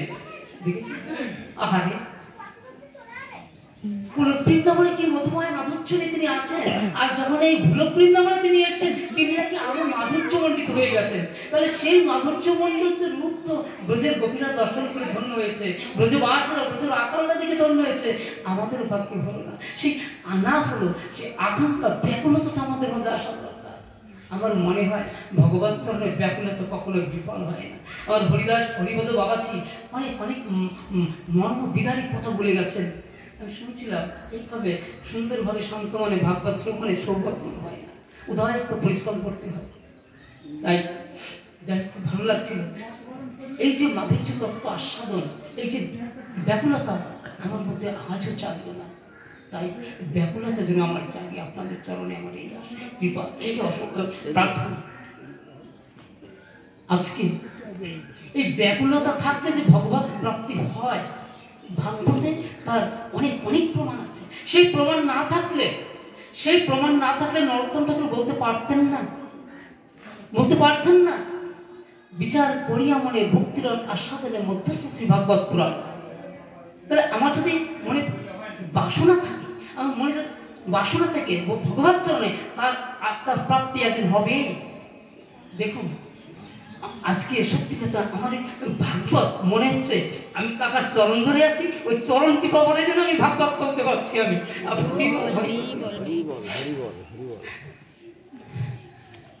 আজকে এই ভগবত চরণে যদি প্রার্থনা থাকে তার ভগবান একদিন মঞ্জুর করেন। যখন বলিলে সলিতে প্রভু হইল বামন, বলি রাজাকে ছলনা করবার জন্য তিনি বামন রূপ হয়েছিলেন, বামন অবতার হয়েছিলেন রণাদিরাদি ভগবান শ্রীকৃষ্ণ। তখন দেখুন কি মর্মবিদারী কথা, ভাগবত কি আস্বাদন, মর্মান্তিক তত্ত্ব হৃদয়কে কতটা বিচলিত করে, ব্যাকুলিত করে, কতটা পারমার্থিক কল্যাণের জন্য বিচলিত করে দেবে এই কথাটা। যে ভগবত চরণে আবেদন প্রার্থনা জানালে তা কখনো বিফল হয় না, যদি ব্যাকুলতা থাকে, ভক্তি থাকে। এই বামন অবতারে তিনি কি করলেন, বলি রাজাকে ছলনা করেছিলেন, তার কৃপাভূমি গ্রহণের কথা দিয়ে তিনি তার সর্বস্ব হরণ করে নিয়েছিলেন। দেখেছেন এইখানে কিন্তু একটি লীলা ঘটে গেছে। কি লীলা ঘটল, তখন ওই রাজা, ওই বলি রাজার একটি কন্যা ছিল, তার নাম কি রত্নমালা। ওই ছোট্ট রূপী বামনকে দেখে গোবিন্দ, ছোট হলেও রূপের মাধুর্য তো কম নয়, রূপের মধুরিমা তো কম নয়। ওই রত্নমালার ছোট্ট শিশুকে দেখে, ওই বামনকে দেখে মনে মনে ইচ্ছা জেগেছিল, বাসনা হয়েছিল, না আমার যদি এই রূপে পুত্র সন্তান থাকতো, আমি তাকে কোলে নিয়ে ঘনে ঘনে চুম্বন করে আমার এই ব্যথা হৃদয়কে, এই ব্যাকুলে হৃদয়কে আমি প্রশমিত করে আমি একটু আনন্দ পেতাম। দেখেছি, তাহলে ভগবানকে দেখে তার বাসনা জাগলো, আমি একে পুত্র রূপে পাবো। দেখেছি, এবং তাই করলেন না, শুধু বাসনা মনে মনে ভাবলেন না, তিনি এই বামনরূপী গোবিন্দকে তিনি গ্রহণ করলেন, আলিঙ্গন করলেন, করে নিলেন। নিয়ে তিনি কি করলেন, ওই যে মনের সুখ মেটানোর একটা বাসনা, না আমি ঘন ঘন আমি কি করব না, এই পুত্র সন্তান রূপে একে পেয়ে আমি ঘন ঘন আলিঙ্গন করে চুম্বন করে আমি আমার বাৎসল্য প্রেমের মাধুর্য আস্বাদন তাকে করাবো, আমি তৃপ্তি পাবো। মা হয়ে গেছে রত্নমালা, তাকে কোলে নিয়েছেন, ঘন ঘন চুম্বন করছেন, মস্তকে ঘ্রাণ নিচ্ছেন, কিন্তু ক্ষণেকের মাত্র তার আস্বাদন মিটল না, বাসনা থেকেই গেল। অনাদিরাদি ভগবান শ্রীকৃষ্ণ তিনি কিন্তু মনে মনে এই ভক্তের মনের বাসনা কিন্তু তিনি জেনে ফেললেন। তিনি তখন মনে মনে বললেন, এইবার তো হবে না, পরে তোমাকে সুযোগ দেব, আমি তোমার পুত্র রূপী হয়ে, আমি তোমার পুত্রবাদ হয়ে আমি তোমার স্তন পান করব। দেখুন ভগবানের চরণে আত্মনিবেদন করে ব্যাকুলতা প্রকাশ করে প্রার্থনা করলে কিভাবে তার সেই জীবন সার্থক করেন, সেই ভক্তের মনোবাসনা পূর্ণ করেন গোবিন্দ। আমার অনাদিরাদি ভগবান শ্রীকৃষ্ণ তিনি আবির্ভূত হয়েছেন দেবকী মাতার, কংসের কারাগারে দেবকী মাতার করে বসুদেব পুত্র হয়ে, পুত্রের রক্ষণাবেক্ষণ এবং পুত্রের কংস হাত থেকে পরিত্রাণ করবার অভিপ্রায় কি করলেন, তিনি সেই রাত্রে বসুদেব সর্বজন বিদিত লীলা তিনি মা যশোমতীর কাছে রেখে আসলেন নন্দালয়ে।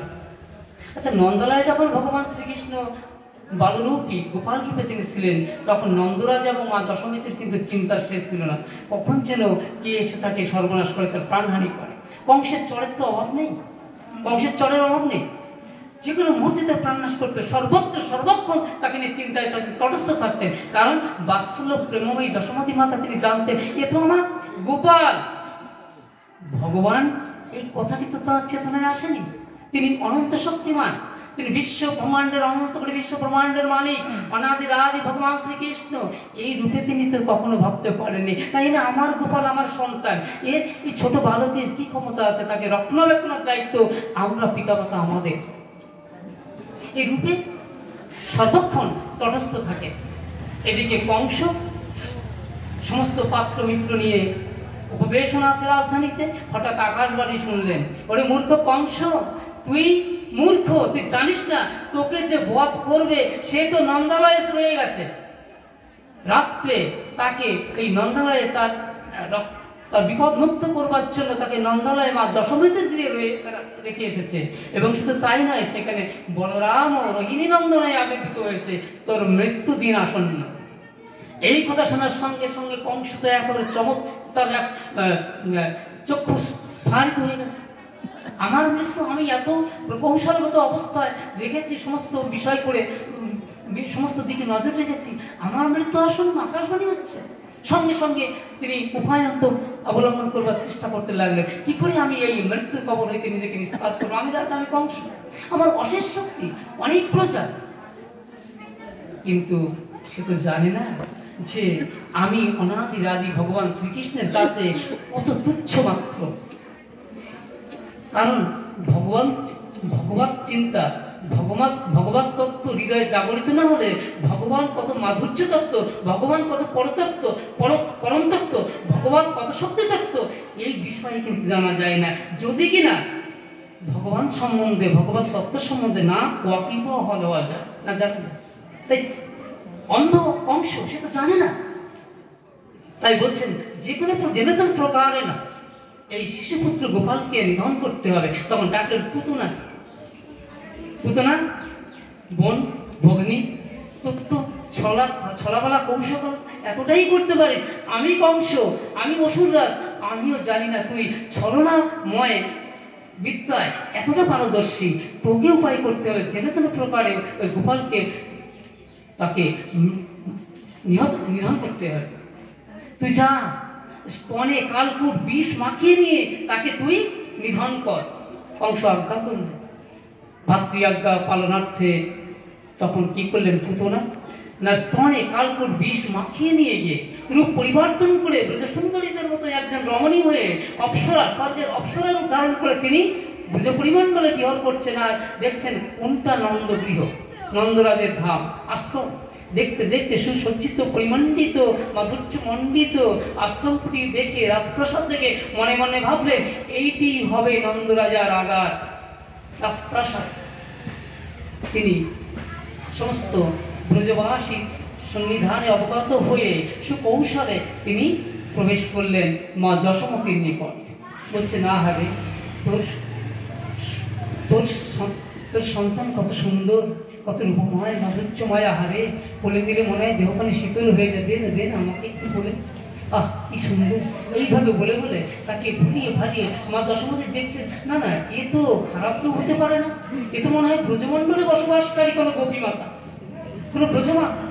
কারণ এ তো এই রূপ, এই সৌন্দর্য, এই মধুর স্মিত হাস্যবাক্য একমাত্র তো স্বর্গের অপ্সরাদের সম্ভব, তাছাড়া এই অন্য কারো সম্ভব নয়, কোনো অসুর জগতে কারোর পক্ষে সম্ভব নয়। তখন বলছে, না তুমি না বলে না। তখন কৃষ্ণচন্দ্রকে, সেই গোপালকে কোলে নিচ্ছেন।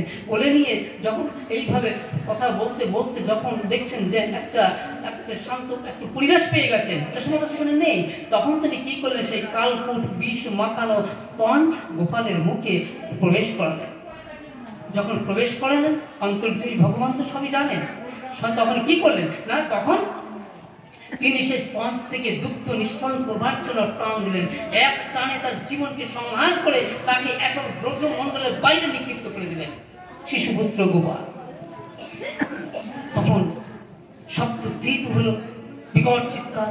তখন কি হলো না, সমস্ত ব্রজবাসীগণ, ব্রজমাতাগণ দৌড়িয়ে আসলো। গোপালের কোনো অমঙ্গল হলো, দেখলো গোপাল যত্রবৎ তত্র, সে হাত নেড়ে নেড়ে খেলছে, কিন্তু পুতনা সেই গিয়ে পড়েছে, সেখানে সে নিধন হয়ে গেছে। লীলা রহস্য এখানে, গোবিন্দ ভগবানের, গোবিন্দের কৃপা প্রসাদ এইখানে। তিনি কি করলেন না, পুতনাকে কি করেছিলেন না, তাকে ধাত্রী গতি দিয়ে বৈকুণ্ঠে প্রেরণ করেছিলেন। তার বিষয়টি কোথায় না, এই যে পুতনা, এই যে রাক্ষসী পুতনা, সে মনে মনে কৃষ্ণের মা হয়ে গেছে, ভাবাবেশ আবেশে কৃষ্ণের মা হয়ে গেছে। যে ভাবাবার সে ভগবানের মা হয়ে যায়, সে তো ভগবানের আপনজন হয়ে যায়। যে ভগবানের অঙ্গ স্পর্শ করে তার দেহ তো পবিত্র হয়ে যায়। সেই পবিত্র দেহ তো আর কখনো নরকে পতিত হতে পারে। তাই গোবিন্দ কৃপা করে, গোবিন্দ এই লীলাময়, এই রহস্যময় লীলার মধ্যে দিয়ে সেই রত্নমালাকে মনে মনে ভেবেছিলেন তোর মনের বাসনা পূর্ণ করবো, আমি শিশু হয়ে তোর স্তন আমি গ্রহণ করব। তাই আজকে সেই পুতনা রাক্ষসী ওই রত্নমালা, সেই পুতনা রাক্ষসীর স্তন গ্রহণ করে তার মনের বাসনা পূর্ণ করলেন। আর সে মনে মনে বাসনা রেখেছে আমি কৃষ্ণের মা, কিন্তু প্রকৃতপক্ষে সে কি ওষুধ? প্রকৃতপক্ষে তো ওষুধ আসল কি মনে হয়? তাহলে ওই যে মনে মনে ভেবেছে যে আমি কৃষ্ণের মা, এই ভাবাতেই তার অন্তর্জগৎ বিশুদ্ধ হয়ে গেছে। কৃষ্ণ বর্ষে তার দেহ বিশুদ্ধ হয়ে তার পরমগতি হয়ে গেছে। এই আমার অনাদি আদি ভগবান শ্রীকৃষ্ণের প্রসাদ কৃপা। আমরা যদি মনের বাসনা রাখতে পারি, হয়তো একদিন আমাদের সেই পরমার্থিক কল্যাণের জগতে আমার কৃষ্ণের কৃপার সাথে কিন্তু বৈষ্ণবের কৃপা হতে পারে। একটি কথা নরোত্তম ঠাকুর তার ভাগবত একটি মর্মান্তিক কথা অত্যন্ত উল্লেখযোগ্য, হৃদয় আকর্ষী কথা বলেছেন। বলছেন আমরা এই পারমার্থিক জগতে পরিচালিত হতে গেলে আমাদের যে পরম তত্ত্ব, গুরুতত্ত্ব, এই গুরুতত্ত্ব হচ্ছে গুচ্ছ তত্ত্ব। এই গুরুতত্ত্ব গ্রহণ করবার তার প্রয়োগ এইখানে আমার হয়েছে, আমাদের অনেকেরই হয়। এই ভুল ভ্রান্তির জন্যই আমাদের পারমার্থিক কল্যাণে পরিচালিত হওয়ার জন্য গুরু কৃপা ধন্য হয়েও সেই পরম গুচ্ছ তত্ত্বকে অপব্যবহারে বা ব্যবহারে প্রকৌশল অবগত না হওয়ার জন্যে আমাদের এই ভজন মার্গে বাধা সৃষ্টি হয়ে যায়। তিনি বললেন, নরোত্তম ঠাকুর বলছেন, এই যে গুরু প্রদত্ত বস্তু গুচ্ছ তত্ত্ব, শাস্ত্রের মধ্যে তো বীজ মন্ত্র সবই দেওয়া আছে, তাহলে সেইখান থেকে গ্রহণ করে তবে গুরুগুলি করতে পারে। তাহলে না, সেটা কখনই সম্ভব নয়। তাহলে গুরুদেব নিজ মুখে শ্রীমুখপদ্মে যে বাণী দিচ্ছেন, যে ভজন তত্ত্ব দিচ্ছেন, যে উপদেশ দিচ্ছেন, সেই উপদেশ হচ্ছে আমার গুচ্ছ বস্তু। এই গুচ্ছ বস্তুকে গোপনে রেখে ভজন করতে হয়। আমরা কিন্তু তার অনেকটা বহিঃপ্রকাশ করে ফেলি, সংসার জীবনে, সাধারণ জীবনে অনেক ব্যতিক্রমী পথে চলি। নরোত্তম ঠাকুর বললেন যে এই গুচ্ছ তত্ত্ব প্রতি স্বর্গের দেবতারা পর্যন্ত ইচ্ছা প্রকাশ করে। নরোত্তম ঠাকুর ভাগবতে পরিষ্কার লিখে দিয়েছেন, এই যে গুরু তত্ত্ব, গুচ্ছ তত্ত্ব, পারমার্থিক কল্যাণ তত্ত্ব, এই তত্ত্বের প্রতি স্বর্গের দেবতারা পর্যন্ত ইচ্ছা প্রকাশ করে। কারণ তারা জানে যে এই তত্ত্বকে আশ্রয় করে সে যদি গুরু তত্ত্ব ভজনা করে, গুরু পাদ ভজনা করে, তাহলে এই সাধক, এই ভক্ত আমাদের দেবত্ব সেবাকে অতিক্রম করে সে গোবিন্দ চরণ প্রাপ্তি হয়ে যাবে।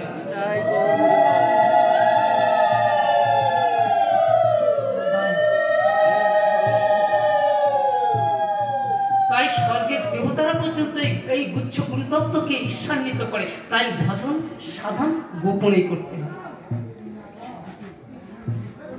আরেকটি বিষয়, না স্বর্গের দেবতারা তাদের তো কোনো কিছুর অভাব নেই। তারা যদি ঈর্ষান্বিত হয়, তাহলে জগতের মানুষ আমরা যারা, আমাদের তো অনেক সর্বক্ষেত্রে সবকিছুর অভাব। তাহলে দেবতাদের থেকে মানুষের ঈর্ষান্বিত মনোভাব আরো অনেক অনেক গুণ বেশি হওয়াটাই স্বাভাবিক। তাহলে আমার এই ভজন তত্ত্ব যদি প্রকাশ পায় সমাজ জীবনে, সংসার জীবনে প্রকাশ পেলে সেই মানুষ আরো দেবতার থেকে বেশি ঈর্ষা প্রকাশ করে আমাদের কি করবে? ভজন পথের বাধা সৃষ্টি করবে। তাই আমাদের ভজন বস্তুকে গোপন রেখে ভজন করে তবেই আমাদের পারমার্থিক কল্যাণ হতে পারে, তদ ভিন্ন না। এই বাধা সৃষ্টি হয়ে যাওয়ার দরুন আমাদের পারমার্থিক কল্যাণে আমাদের অবশ্যই অগ্রসর হতে পারি না। তাই বলছেন গুরু মুখ পদবাক্য হৃদয়ে করিয়া মহাসক্ষ আর না করিও আশা।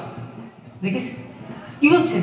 এই গুরুমুখ পদবাক্য হৃদয়ে করিয়া মহাসক্ষ আর না করিও আশা। আবার পরক্ষণে কি বলছে? সাধু শাস্ত্র গুরু বাক্য। দেখুন গুরু বাক্যকে বাদ দিলেন না, নরোত্তম ঠাকুর তো পদে বলেছেন সাধু শাস্ত্র গুরু বাক্য হৃদয়ে করিয়া ঐক্য সতত ভাসিব প্রেম মাঝারে। প্রেমের মাঝারে ভাসতে গেলে ভগবানের সেই প্রেম ভক্তির বাজারে নিজেকে নিয়ে আনন্দ প্রেমোন্মত্ত উদ্দণ্ড কীর্তন করতে গেলে চাই এই সংযোগ, এই তিনটে সমন্বয় করে শক্তি করতে হবে। সেই শক্তিই হবে সেই সাধন ভজনের পরম কল্যাণময় শক্তি। হরিদাস ঠাকুর পেয়েছিলেন অদ্বৈত প্রভুর থেকে। তাই তিনি দুটো হাত তুলে গঙ্গা সুরধ্বনির কূলে ভজন গুহা নির্মাণ করে দুটো সমস্ত অদ্বৈত প্রভু লাউড়ের রাজা দিব্য সিংহ এবং কৃষ্ণনাথ অনন্ত আরো উচ্চ মার্গের বৈষ্ণব পরিবেষ্টিত হয়ে তিনি এই সুরধ্বনির তীরে ফুরিয়া গঙ্গার তীরে তিনি সেইভাবে ভজন করতেন। তিনি কি করতেন? আনন্দ আপ্লুত হয়ে দুটো বাহুকে উদ্দোলিত করে তিনি উচ্চস্বরে উদ্দণ্ড নৃত্য করতে করতে কীর্তন করতে করতে দুটো বাহুকে প্রসারিত করে গোবিন্দের চরণ স্মরণ করে তিনি বলতেন, অলঙ্কৃতি দেববর্তয়া কিমিতি সার্বভৌমশ্রিয়া বিদূরতরবর্তী ভবতি মক্ষ লক্ষ্যরপি কলিন্দ গিরিনন্দিনী তট নিকুঞ্জ পুঞ্জ দ্বারে মনোহরতি কেবলম নবোত্তমাল নীলমাধ। কি মধুরতা! বলছেন, হে গোবিন্দ, এই স্বর্গের বৈভব আমার দরকার নেই, মৃত্যুর মহাবৈভব আমায় তো দূরে থাকুক, স্বর্গের প্রভুত্ব আমার দরকার নেই, ওই চতুর্বর্গের ফলের মোহের আমার দরকার নেই, ধর্ম অর্থ কাম মোক্ষ আমাকে যেন স্পর্শ না করে প্রভু। আমি চতুর্বর্গের ফলের মোহ আমি ত্যাগ করেছি। আমার ওই নিকুঞ্জ বিলাসী যমুনার তীরস্থ নিকুঞ্জ বিলাসী নীল মাধব আমার মন প্রাণ হরণ করে নিয়েছে। আমি সর্বক্ষণ প্রেমানন্দে তার অনুধ্যান করিতেছি।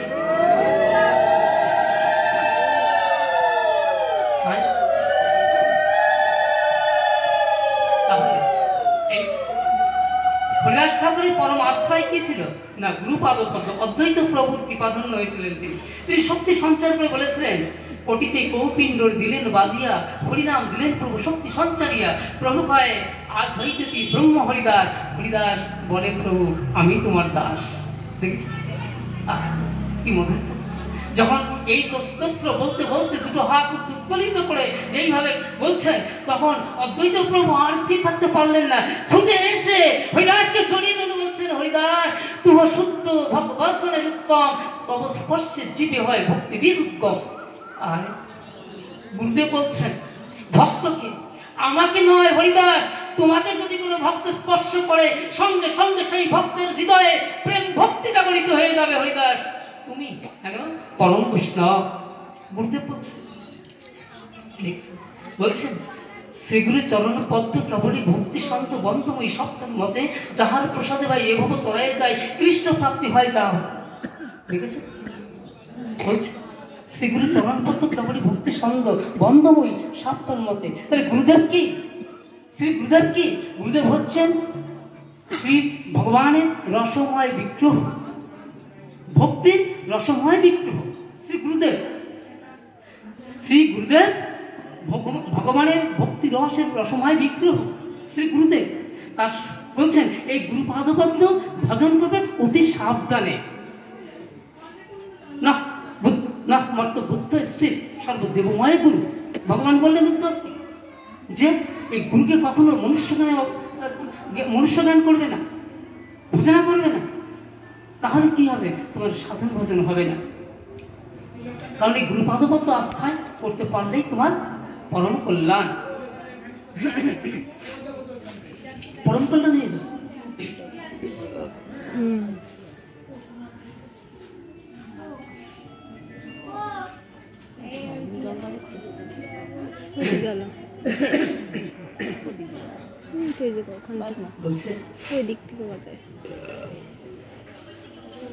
নরোত্তম ঠাকুর ভাগবতে আরো একটি কথা বললেন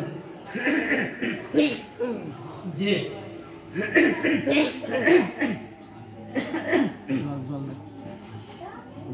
জল আছে বোতল রাখার দরকার, কাজ হয় না।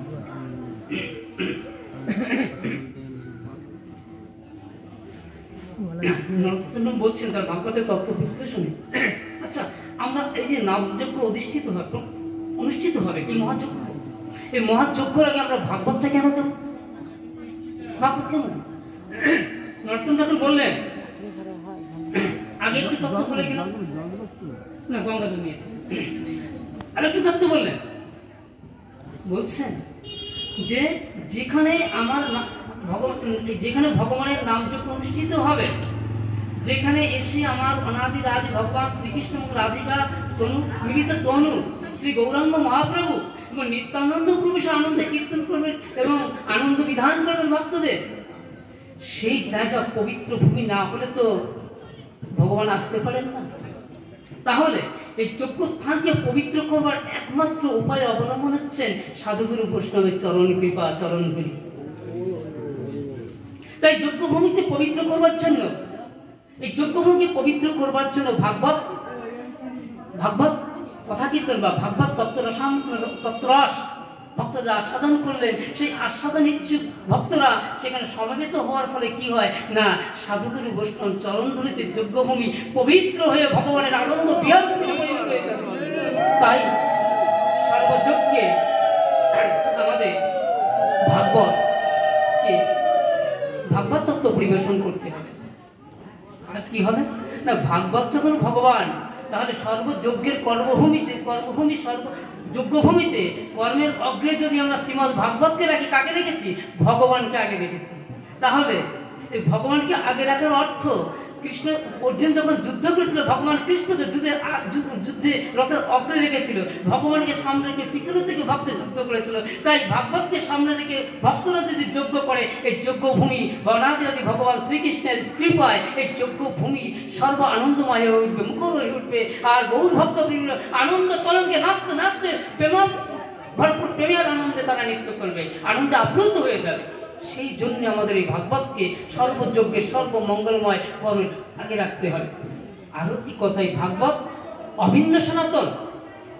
ভাগবত সনাতন শব্দের অর্থ আদিতে ছিল, এখন আছে, ভবিষ্যতে থাকবে, তাই সনাতন। অর্থাৎ অনাদিরাদি ভগবান শ্রীকৃষ্ণ তিনি এবং সনাতন অভিন্ন।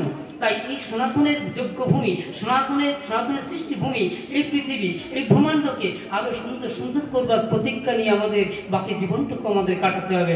তাহলেই কি হবে, ভগবান সন্তুষ্ট হবে। ভগবত চরণে যদি আমাদের বাসনা থাকে, কিভাবে আমাদের সেই কৃপা আমরা পেতে পারি? নরোত্তম ঠাকুরের জীবনে আমরা সুন্দরভাবে সেটা ভক্ত জীবনে আমরা আস্বাদন করতে পারি। দেখুন, আমার গৌরহরি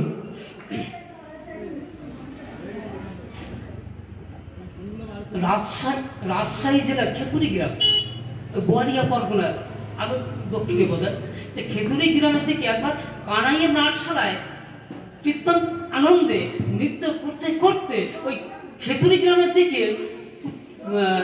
তাকিয়ে উচ্চস্বরে নরোত্তম নরোত্তম বলে ডাকছে। তখন হরিদাস, শরৎ দামোদর এবং সঙ্গে যারা ছিলেন শ্রীবাস পণ্ডিত, সমস্ত প্রমুখ তার পার্শ্বদবর্গ ভক্তবর্গ তারা ছিলেন, মনে মনে ভাবলেন অল্পকালের মধ্যেই ওই খেতুরি গ্রামে আমার গৌরহরি কোনো ভক্ত প্রকটিত হবে, আর যাকে দিয়ে আমার লীলাময় গৌরহরি অনেক কিছু লীলা প্রকাশ করবে, বুঝে ফেলবে। তখন তিনি কি করলেন, ওই কানাইয়ের নাটশালা থেকে কুতুবপুরে আসলেন। আমাদের বিষয় যে ভগবত চরণে গৌর চরণে যদি আমরা আত্মনিবেদন করে প্রার্থনা জানাই, সেটা কিভাবে মঞ্জুর হয়, এই তত্ত্ব বিশ্লেষণে এই ভাগবত লীলা কাহিনীর প্রকাশ। তখন কুতুবপুরে এসে পদ্মা নদীতে গৌরহরি স্নান করলেন সকাল সন্ধে, এবং পদ্মা তীরে তখন তিনি কীর্তন আনন্দ শুরু হয়ে গেল। এই কীর্তন করতে করতে মহানন্দে উদ্দণ্ড কীর্তন করছেন গৌরহরি সবার সঙ্গে। কীর্তন করতে করতে তার হৃদয়ে তখন প্রেম তরঙ্গ উত্থিত হচ্ছে, মহাভাব মহাকম্পের হৃদয় হচ্ছে। এই হৃদয়ে যখনই হলো, তখন তিনি কি করলেন না, তখন বলছেন, প্রভু কয়ে শ্রীপদ বুঝি করহ ভাবনা, আপনার প্রেম তুমি না জানো আপনা, লীলাচলে যাইতে তুমি কাঁদি, লীলাচলে যাইতে যত কাঁদিয়াছ তুমি, সেই প্রেমা দিনে দিনে বাঁধিয়াছি আমি, সেই প্রেম রাখি যাব পদ্মাবতীর তীরে, নরোত্তম নামে পাত্র দেব আমি তারে, প্রেমে জন্ম হবে তার আমার মৃত্যু মানে, এখনই রাখিয়া যাব পদ্মাপতির স্থানে। মহাপ্রভু দিচ্ছে বলছেন, সবার সাথে উদ্দেশ্য করে, শ্রীপাদকে উদ্দেশ্য করে বলছেন। মহাপ্রভুর আদরের নাম ছিল নিত্যানন্দ শ্রীপাদ। বলছেন, প্রভু কয় শ্রীপাদ বুঝি করহ ভাবনা, আপনার প্রেমে তুমি না জানো আপনা, নীলাচলে যাইতে যত কাঁদিয়াছ তুমি, সেই প্রেমা দিনে দিনে বান্ধিয়াছি আমি, সেই প্রেম রাখি যাব পদ্মাবতীর তীরে, নরোত্তম নামে পাত্র দেব আমি তার, প্রেমে জন্ম হবে তার আমার মৃত্যু মানে, এখনই রাখিয়া যাব পদ্মাবতীর তীরে। তখন তিনি সেই মহাকম্পে উদয় হয়েছে, তখন তিনি পদ্মাবতীকে আহ্বান করছেন, প্রভু কহে পদ্মাবতী ধর প্রেম লহ, নরোত্তম নামে পাত্র প্রেম তাকে দিও। দেখিস ভগবানের কৃপা, অযাচিত কৃপা। নরোত্তম নেই জগতে, আবির্ভূত হননি, প্রকটিত হননি, কৃপা হয়ে যাচ্ছে ভগবানের কৃপা। বলছেন প্রভু কহে পদ্মাবতী ধর প্রেম লহ, নরোত্তম নামে পাত্র প্রেম তাকে দিও। নিত্যানন্দ সহ প্রেম রাখিলা তোমার স্থানে, যত্ন করে ইহা তুমি রাখিবা গোপনে। বলছে আমি শুধু প্রেম দিচ্ছি না, নিত্যানন্দকেও দিচ্ছি। তো প্রেম এবং নিত্যানন্দ অভিন্ন তত্ত্ব, সম প্রেমময় বিগ্রহ নিত্যানন্দ, গৌর প্রেমে মাতোয়ার অপদূত পাগল, সেই তত্ত্ব মিশ্রিত করে দুটো বস্তুকে রেখে গেলেন পদ্মাবতীর কাছে নরোত্তমের জন্য। তাই পদ্মাবতী তখন করজোড়ে বলছেন প্রভু করনিবেদন, কেমনে জানিব আমি কোন পাত্র নরোত্তম? প্রভু কহে যার পরশে তুমি অধিক উছলিবা, সেই পাত্র নরোত্তমে প্রেম তারই তুমি দিবা। আহারে বলছেন যে পদ্মাবতী যেদিন যার পরশে তোমার হৃদয়ে উচ্ছ্বসিত হবে, উত্তাল তরঙ্গ উঠবে, তখন তুমি ভাববে সেই পাত্রই নরোত্তম। এই প্রেম সেদিন তুমি তাকে দান করে দেবে। নরোত্তম জন্ম নিলেন 1531 খ্রিস্টাব্দে কৃষ্ণানন্দ খেতুরি গ্রামে রাজা কৃষ্ণানন্দের ঘরে। জন্ম নেওয়ার পর 5 বছর বয়স, তখন তার অন্নপ্রাশন হবে। অদ্ভুত লীলা। এই জন্য বলছেন মানে পূর্বজন্মের স্বীকৃতি কিছু না থাকলে না হয় না, যেটা হরিদাসের মধ্যে ছিল। ব্রহ্ম হরিদাসের লোকে জাতিস্বর কয় পূর্ব সংস্কারে শুধু হরিনাম নয়। কেন হরিনাম সর্বক্ষণ হরিনামিত হরিদাস কেন? আপনার বলেছেন পূর্ব সংস্কৃতি ছাড়া কিন্তু এই মহাতত্ত্ব প্রস্ফুটিত হয় না, বদলে সদসঙ্গ হয় না। ব্রহ্ম হরিদাস লোকে জাতিস্বর কয়। এই যে ব্রহ্ম হরিদাস জাতিস্বর, জন্মে জন্মে তার বৈরাগ্য ছিল, জন্মে জন্মে তার সাধুসঙ্গ ছিল, জন্মে জন্মে তার হরিনাম সংকীর্তন আস্বাদন ছিল। তাই আজকে নরোত্তম কোন সৌভাগ্য করে এসছে। দেখুন জন্মের আগে তার কৃপা হয়ে গেল। যখন অন্নপ্রাশন প্রক্রিয়া শুরু হলো, তখন অন্নপ্রাশনের দিন কি করবে? মা বাবা রাজা রাজখাদ্য সুখাদ্য রন্ধন করে নিয়ে পুত্রের মুখে দিচ্ছেন। নরোত্তম তার বিন্দু মাত্র গ্রহণ করলেন না, রন্ধন করলেন, মুখ সরিয়ে নিলেন। আহারে এই জন্য এই যে জনম, এই যে কটা দিন, যে কটা দিন আছে, যদি হরিগুটি স্বার্থ সঙ্গ করে যদি চলতে পারি, যদি তাদের কৃপা থাকে, পরে জন্মে গিয়ে যদি সাধু সঙ্গ হয়, এই লালসায় সাধু সঙ্গ ছাড়া যাবে না, ভাগবত সঙ্গ ছাড়া যাবে। পরীক্ষিতের প্রশ্নের মধ্যে দিয়ে আমাদের চেতনাকে রাখতে হবে। তিনি প্রশ্ন করেছেন সুখদেব গোস্বামীর কাছে, পুরুষে ও যত কার্য নিয়ে মানুষ সর্বদা মৃত্যু আসন্ন জীবের প্রধান কর্তব্য। দেখেছেন? তাহলে আমরা তো মৃত্যু আসন্ন, তাহলে পরের জন্মে যে সাধুসঙ্গ হবে, এত মধুর সঙ্গ এ জগতে তো আর নয়। মহাজন বললেন কৃষ্ণ ভক্ত সঙ্গ বিনা শ্রেয় না হিয়া। দেখেছেন? আর প্রেমের বাজারে ভাসতে হলে গুরুসঙ্গ, সাধুসঙ্গ, শাস্ত্রসঙ্গ করতে হবে। ভাগবত কয়খানা? 2খানা। এক বৃহৎ ভাগবত গ্রন্থ, আর একখানা ভক্তি ভক্ত রসপত্র। এই ভক্তি ভক্ত রসপত্রের আশ্রয় গেলে তখন চণ্ডীদাসের কথা জীবনের সত্য হয়ে যায়। প্রেমানন্দ ভাসে, নিত্যানন্দ শক্তি ধারণ করে, তখন সেই ভক্ত প্রেমানন্দে গোবিন্দকে আনন্দ দিতে পারে। তাই চণ্ডীদাস বললেন, খাইতে খাইতে পেট না ভরিবে তাহাতে ডুবিয়া থাকে, সে রসপানে দিবস রজনী অঞ্জলি পড়িয়া খায়, খরচ করিলে দ্বিগুণ করায় কুসুরিয়া ভরিয়া যায়। আহারে কি পরম তত্ত্ব আছে! বাস্তব জীবনে এই হয় যে খরচ করলে দ্বিগুণ বেড়ে যায়, প্রেমের জগতে সেটা আছে। তাই বেদ বললেন পুণ্য মহত পুণ্য মেদং পুণ্যাৎ পুণ্য মুদচ্যতে পুণ্যস্য পুণ্য মহাদয় পুণ্য মেব অবশিষ্য। দেখেছেন? বেদ বলতে দ্বিধা করলেন না, বেদ ভগবানকে প্রকটিত করলেন বেদ তত্ত্বের মধ্যে দিয়ে, যে বেদ তত্ত্বের মধ্যে দিয়ে। এটি হচ্ছে ঋক, সাম, যজু, অথর্বে, এই 4টি বেদের নির্যাসতম কথা। পুণ্য মহত পুণ্য মেদং পুণ্যস্য পুণ্য মহাদয়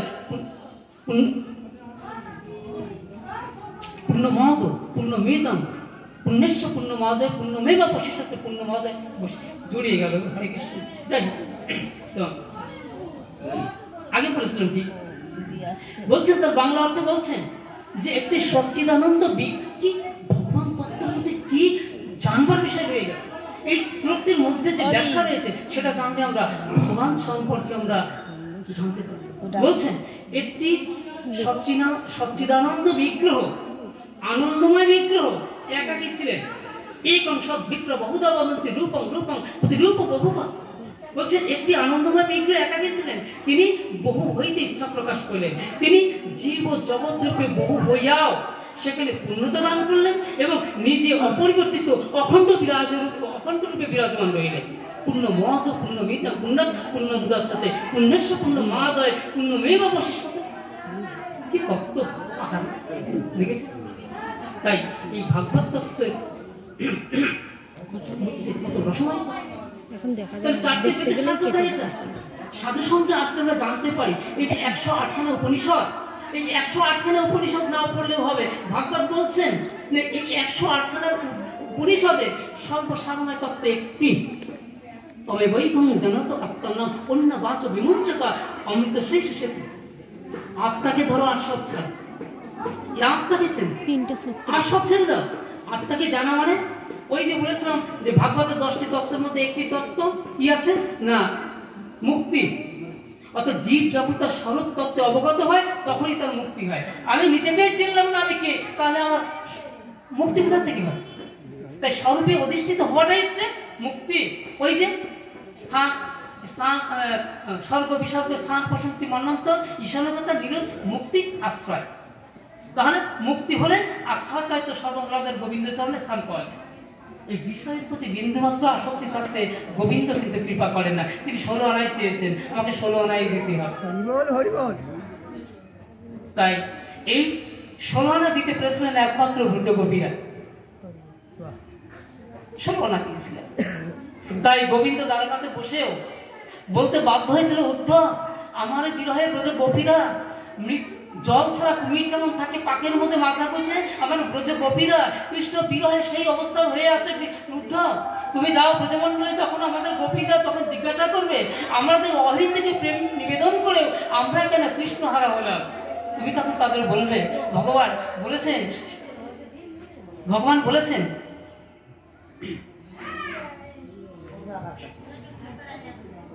যে তত্ত্বটি শ্লোকে বাংলা অর্থ যে আমি কখনো গোপী ছাড়া নই, আমি সর্বক্ষণ তাদের অন্তরে আছি।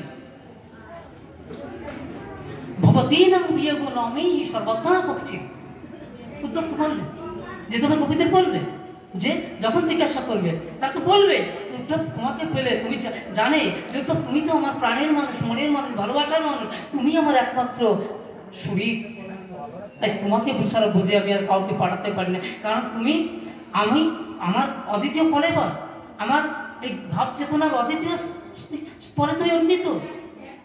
কৃষ্ণ প্রসাদ ছাড়া তুমি গ্রহণ করো না, কৃষ্ণ প্রসাদী বস্ত্র ছাড়া তুমি পরিধান করো না, কৃষ্ণ প্রসাদী মালা ছাড়া তুমি গ্রহণ করো না, কৃষ্ণ প্রসাদী চন্দন ছাড়া প্রসাদ গ্রহণ করো না, কৃষ্ণ প্রসাদ ছাড়া তুমি অন্য কিছু গ্রহণ করো না। তুমি আমার অদ্বিতীয় ফলেবর, আমার মধ্যে তোমাকে দেখতে, আমার বিরহবতা কথা দিয়ে তুমি পোষণ করতে পারো একমাত্র তুমি, তাই তুমি ব্রজে যাও।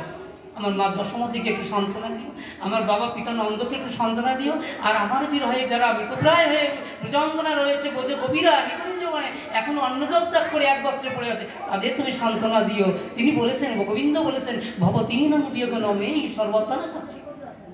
আমি কখনো ব্রজগোপী ছাড়া নই। যদি বলে প্রমাণ, বলছে কই না তো গোবিন্দ, না তাকে বুঝিয়ে বলো। তারা যখন আমার বিরহে কাঁপতে কাঁপতে যখন মূর্ছা যায়, তখন মূর্ছা যোগে আমি তাদের অবচেতন যোগে আমি তাদের হৃদয়ে অধিষ্ঠিত হয়ে আমি তাদের প্রেমানন্দ দান করে তাদের জীবন ধারণ করিয়ে রেখেছি। আমি কৃষ্ণ ভগবান। তাই নরোত্তম কি করল না, যখন সে বিষ্ণু প্রসাদ গ্রহণ, যখন কি হলো না দৈবক ঠাকুরানী গণনা করে বলা হলো যে দাদা বুদ্ধিশ্রদ্ধ সময় সম্বন্ধে আমাকে একটু বলবেন।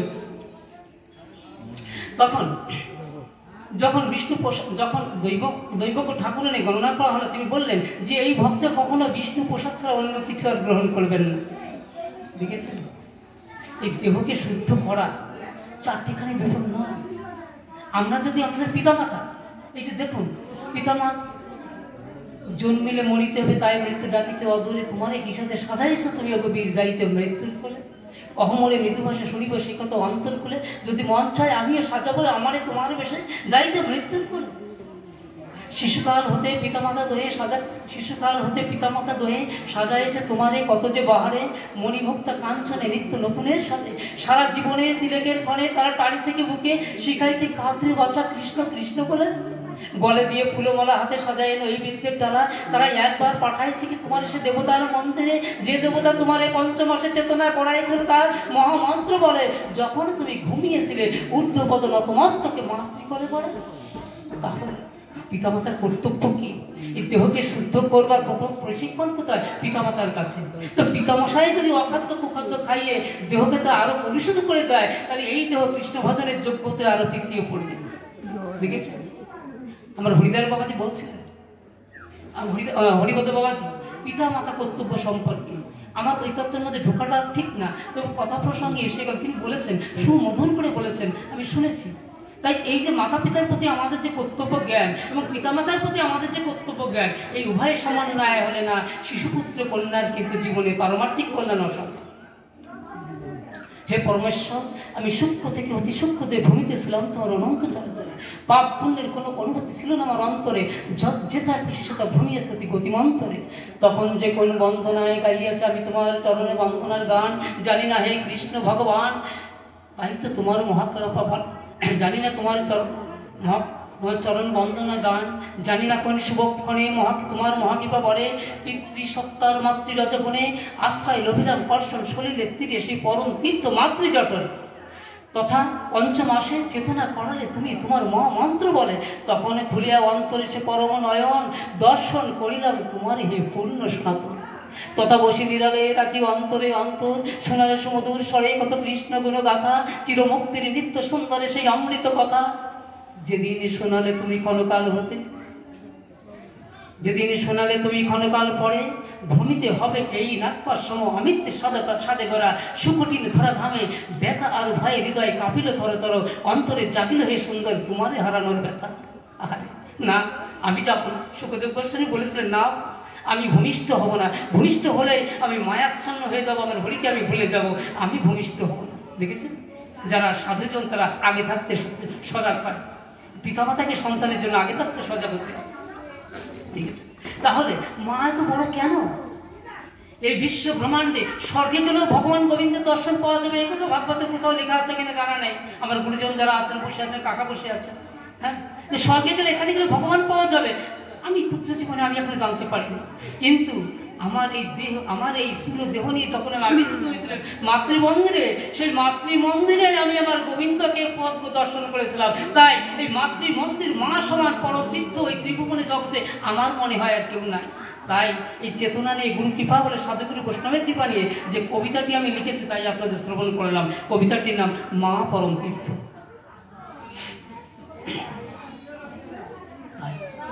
তাহলে আজকে এই পিতামাতার প্রধান তিনটি কর্তব্য, একটি অন্নপ্রাশন, একটি বিবাহ, আর একটি শ্রী গুরুপাদপদে তাকে আশ্রিত করা।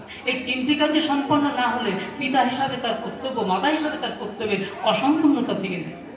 দেখেছেন আজকে রাজা কৃষ্ণানন্দ এবং মাতা তিনি কি করলেন না, তাকে সেই বিষ্ণু প্রসাদ প্রতিদিন ভক্ষণ করাতেন, সেবা করাতেন।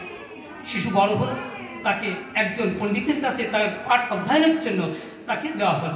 সেখানে গিয়ে সে কি তিনিও ভক্ত। দেখুন এই যে ভক্তের সংযোগ, এই সংযোগ যদি ঠিক না থাকে আরো জ্বলবেন।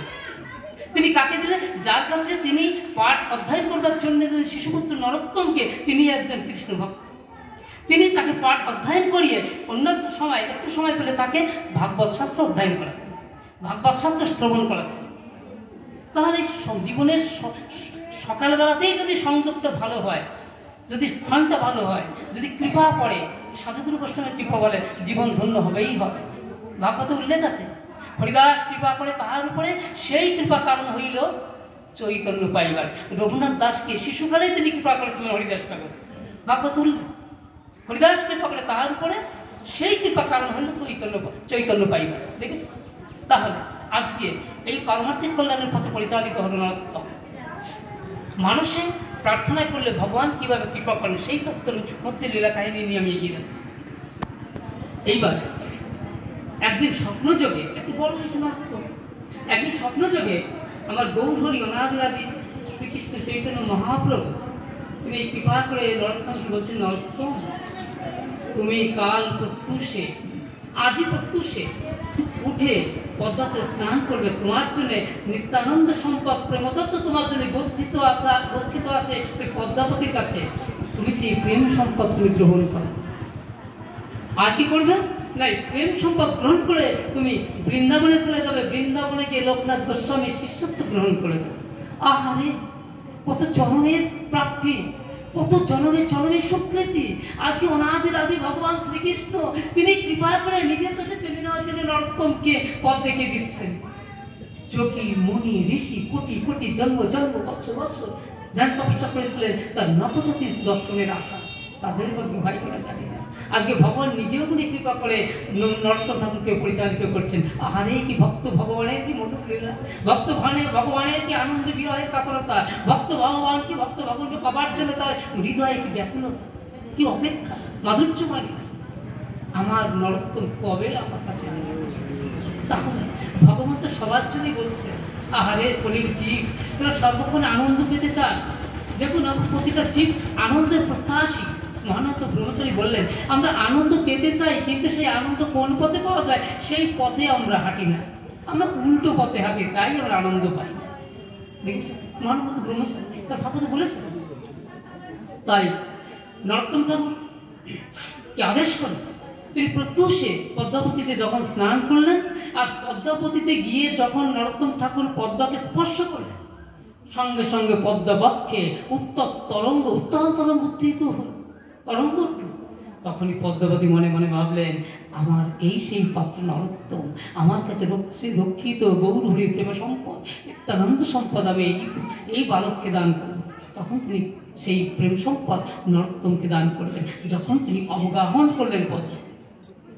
দেখুন প্রেম তার প্রকাশ, প্রথমে তার একটা বিকাশ আছে, প্রেমের বিকাশ আছে।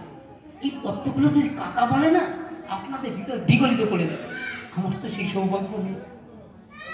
এই যে প্রেম যখন হৃদয়ে উত্থিত হয়, তার প্রকাশটা কি হয়, সর্বোপরি সীমা দেখিয়ে গেছেন আমার গৌরহরি গম্ভীরা লীলা। কি কাকা ঠিক না বলুন?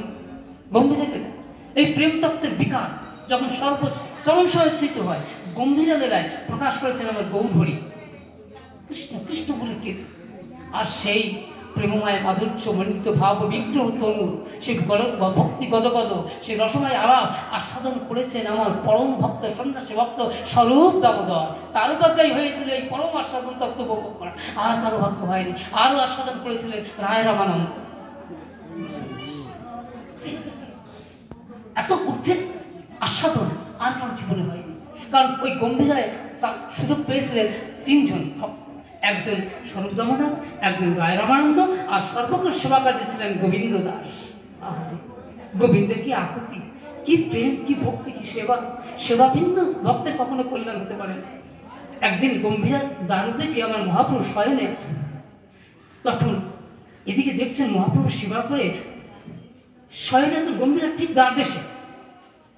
এখন গোবিন্দ দেখছেন প্রভু সেবা করে শয়নে আছেন, প্রভুর পদসেবা বহন করতে হবে, পদসেবা পাত্র সেবা করতে হবে, একটু একটু ডলাই মালাই করে দিতে হবে। প্রভুকে সেবা করলে সুখে তিনি নিদ্রা করবেন।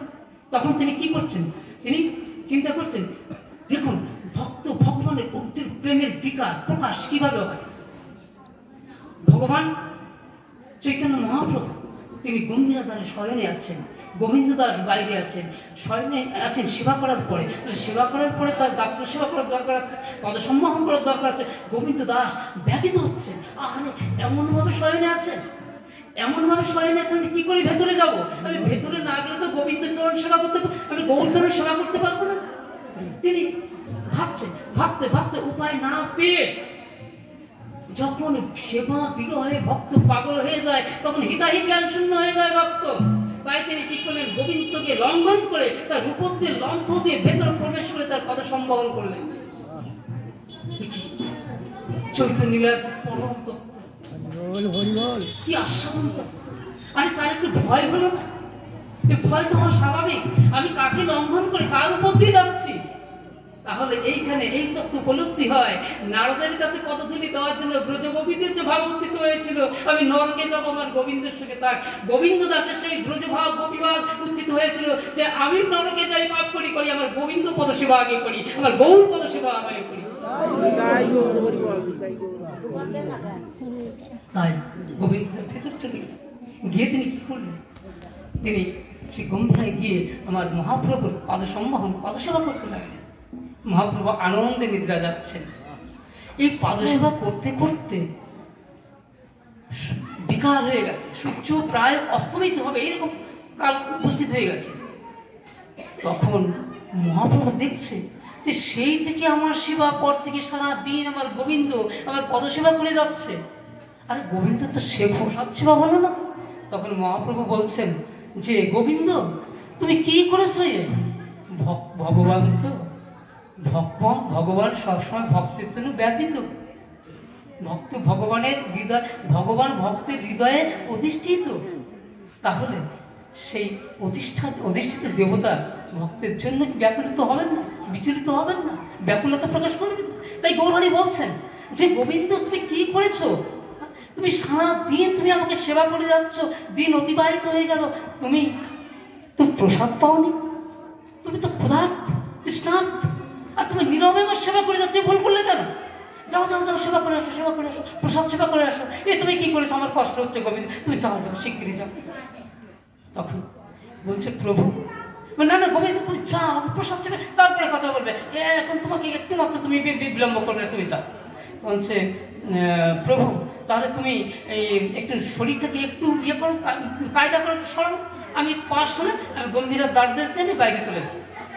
বলছে গোবিন্দ দেখো, একদিকে উত্তম প্রসাদ সেবা, আর একদিকে তোমার মতো ভক্তের সেবায় আমি বিগলিত হয়ে গেছি, আমার উঠবার মতো শক্তি আমার নেই, ক্ষমতা আমার নেই। হরি বল হরি বল। দেখেছেন প্রেমময় সেবা দ্বারা ভগবান কতটা বিগলিত হয়ে যায়, সর্বশক্তি যেন গোবিন্দ হারিয়ে ফেলেছে, যে তোমার সেবায় আমি এতটা পরিতুষ্ট হয়েছি, আমি আমার দেহকে যে সরিয়ে নেবো সে শক্তি আমার নাই। আহার বলছে তুমি যেভাবে পারো সেইভাবে চলে যাও। বলছে না না প্রভু সেটা হয় না, এটা না। বলছে না না তাহলে কি বলছে? না না তুমি আসার সময় তুমি এসেছিলে, তুমি যেভাবে এসেছো তুমি সেইভাবে চলে যাও, এটা সহজ কথা। তুমি আসতে যখন পেরেছো সে পথটা তোমার জানা আছে, যাবার পথটা তো তখনই জেনে ফেলেছে, তুমি সেইভাবে চলে যাও। তখন হাত জোর করে বলছে প্রভু হরি প্রভু, তখন আমি এসেছিলাম, আমার কোনো ভয় ছিল না, আমি এসেছিলাম তোমার পদসেবা করবার জন্য, আমার কোনোরূপ মন বিচলিত হয়নি। আমি আক্ষেপ করেছিলাম, পরে দেখলাম না যা হয় হবে, আমি তোমার ভগবানের সেবা করবার জন্য। প্রভু আমি তখনই ভিতরে ঢুকেছিলাম আমার নরক ভয় পরিত্যাগ করে আমি তোমার পদসেবা করবার জন্য। এখন প্রভু আমার বাইরে যেতে হবে আমার উদয় করতের জন্য। তুই এর মধ্যে পার্থক্য কত প্রভু? এই পাপের কাজটি আমি করতে পারবো না।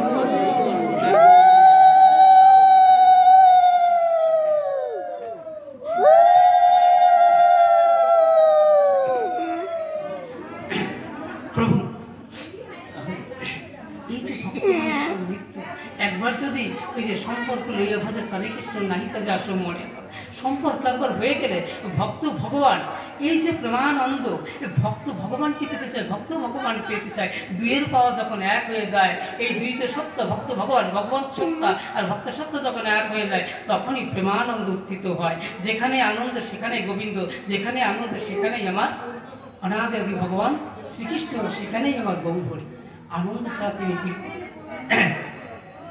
আনন্দ ছাড়া তারা যেন বিলম্ব মানে কিছুক্ষণ থাকতে পারে না, তাই তিনি সর্বক্ষণ ভক্তের সঙ্গে থাকতে তিনি আনন্দ চাইতেন। তাহলে আজকে গৌরচরণের সঙ্গে নরোত্তমের কি সম্পর্ক হলো? আজকে যেই নরোত্তম পদ্মাতে অবগাহন করলেন, এই যে ভাব বিকার প্রকাশ প্রেম তরঙ্গ, তখন নরোত্তম কি করছেন দেখুন, এই যে প্রেমের তরঙ্গ প্রেম পেয়ে গেছে, প্রেমের বিকারে আমার মহাপ্রভুর যে প্রেমের বিকার গম্ভীর পড়ে গেছে, প্রেমের রাধা প্রেমের সীমা তখনই নির্ধারিত হয়েছে। তাই বলছেন গৌর যদি না হইতো তাহলে রাধা প্রেমের সীমাকে নির্ধারণ করতে পারত না। ভগবান গৌরহরি যখন তিনি শ্রীকৃষ্ণ চৈতন্য মহাপ্রভু হননি, ভাগবত বলছেন আমি না, কিন্তু তখন বলছে যখন তিনি শ্রীকৃষ্ণ চৈতন্য মহাপ্রভু হননি, গৌরাঙ্গ মহাপ্রভু, তখন যেদিন গৌরহরি আছেন তখন এই রাধা প্রেমের সীমা তিনি নির্ধারণ করতে পারেননি। একটা শাস্ত্র প্রমাণিত কি করে না, প্রয়াগে যখন রূপ গোস্বামীকে যখন শিক্ষা দিয়েছিলেন তখন সেই ভক্তি রস ভক্তি তত্ত্ব শিক্ষা দিতে গিয়ে তিনি তার অক্ষমতা প্রকাশ করেছিলেন। গৌরহরি বলেছিলেন রূপ পারাবার শূন্য গম্ভীর ভক্তি রস সিন্ধু তোমার চাকাইতে করিয়া তার এক বিন্দু। সেদিন ভগবান বলেছিলেন যে এই যে যে প্রেম ভক্তি রসসিন্ধু, এর চেয়ে শুরু কোথা থেকে শেষ কোথায় আমি গৌরহরি জানি না, আর যে গভীরতা কত আমি জানি না। আমি সেই তত্ত্বের এক বিন্দু তোমাকে শিক্ষা দিচ্ছি। তার এক বিন্দু শিক্ষা পেয়ে রূপ গোস্বামী ধন্য হয়ে গেলেন।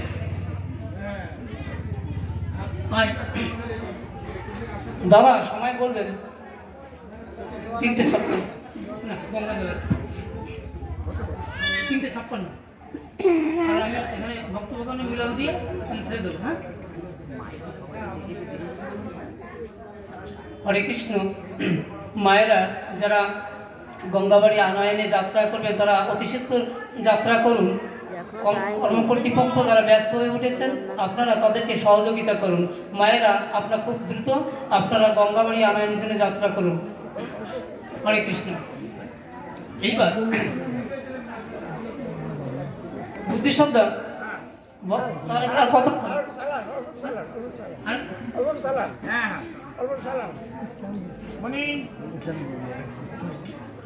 হরে কৃষ্ণ। তাহলে এইবার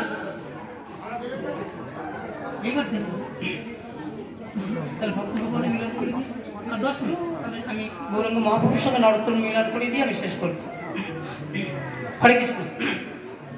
এইবার তিনি সেই পদ্মাবতীতে স্নান করে ভাগবে গদগদ হয়ে গেছে। তিনি নিজেকে বসে রাখতে পারছেন না, সর্ব অঙ্গ প্রকম্পিত। তিনি উদ্দণ্ড নৃত্য করছেন, কীর্তন করছেন। দেখুন ভাবের জগতে প্রকাশ করে বিকল্প কিভাবে প্রকাশ পায়। নরোত্তম আর এই প্রেম গ্রহণ করে নিত্যানন্দ প্রেম গ্রহণ করে নিজেকে বসে রাখতে পারছেন না। এইভাবে তিনি বাড়িতে আসতেন। পিতামাতা দেখে কিন্তু ব্যতিব্যস্ত হয়ে গেলেন। ব্যতিব্যস্ত হয়ে বলছেন আমার নরোত্তমের এ কি হল। তারা এইভাবে দিন যাপন করতে করতে একদিন আমার অনাদিরাদি ভগবান গৌরহরি আমার শ্রীকৃষ্ণ চৈতন্য মহাপ্রভু স্বপ্ন থেকে বলছেন নরোত্তম তুমি বৃন্দাবনে চলে যাও। তিনি বললেন এইবার এই প্রেম বিহ্বল অবস্থায় কাটাতে চলতে চলতে একদিন নরোত্তমের মনে একটা বিকার উপস্থিত হল। তিনি মনে মনে ভাবছেন যে গৌরহরি আমাকে এইভাবে বিবাহ করলেন, যে নিত্যানন্দের প্রেমে বিগলিত হয়ে আমার হৃদয় এইভাবে নিত্যানন্দ প্রেমে বিগলিত হয়ে নিত্যানন্দের প্রতি চরণের প্রতি ধাবিত হচ্ছে, আমার গৌর চরণের প্রতি ধাবিত হচ্ছে। আমি হেন মূঢ় ব্যক্তি, আমি হেন অধম ব্যক্তি যে আমার গৌর লীলার দর্শন হলো না। তিনি এইভাবে মূর্ছিত হচ্ছেন, কেঁদে কেঁদে দিনপাত করছেন। তাই ভক্তের যদি ভগবানের চরণে এইভাবে বিরহ প্রকাশ করে তখন সেই বৈকুণ্ঠপতি ভগবানও দূরে থাকতে পারেন না এবং আমার চৈতন্য মহাপ্রভু দূরে থাকতে পারেন। তাই একদিন এইভাবে নরোত্তম ঠাকুর না প্রেম বিহ্বল হয়ে ক্রন্দন করতে করতে তিনি মূর্ছা গেলেন। যখন এইভাবে মূর্ছা গেলে সেই সময় স্বপ্নযোগে মূর্ছা গেলেন নরোত্তম ঠাকুর। সেই সময় মূর্ছা যাওয়ার ফলে স্বপ্নযোগে আমার গৌরাঙ্গ মহাপ্রভু তার নবদ্বীপ লীলা প্রকটিত করালেন, তাকে দর্শন করলেন। কারণ নরোত্তমের মনে বাসনা ছিল আমি না এই প্রেমময় লীলা গৌরহরির লীলা আমি দর্শন করতে পারলাম না, আমি গৌরাঙ্গ মহাপ্রভুকে দর্শন করতে পারলাম না, আমি নিত্যানন্দ প্রভুকে দর্শন করতে পারলাম না, আমি অদ্বৈত প্রভুকে দর্শন করতে পারলাম না। আমি এই যে বিরহ ব্যথা প্রকাশ করেছেন গৌর চরণে, তাই আজ মহাপ্রভু কৃপা করে নরোত্তমকে সেই 500 নবদ্বীপ লীলা দর্শন করাচ্ছেন।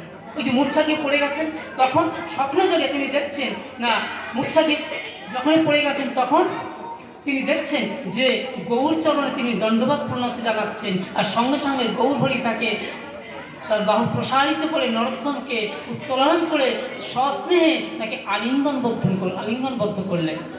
আলিঙ্গনবদ্ধ করে মহাপ্রভু কি করলেন, নরোত্তমকে নিত্যানন্দের কাছে অর্পণ করলেন। নিত্যানন্দ প্রভু বাহু প্রসারিত করে নরোত্তমকে আলিঙ্গন করে প্রচুর প্রেম সম্পদ দান করলেন।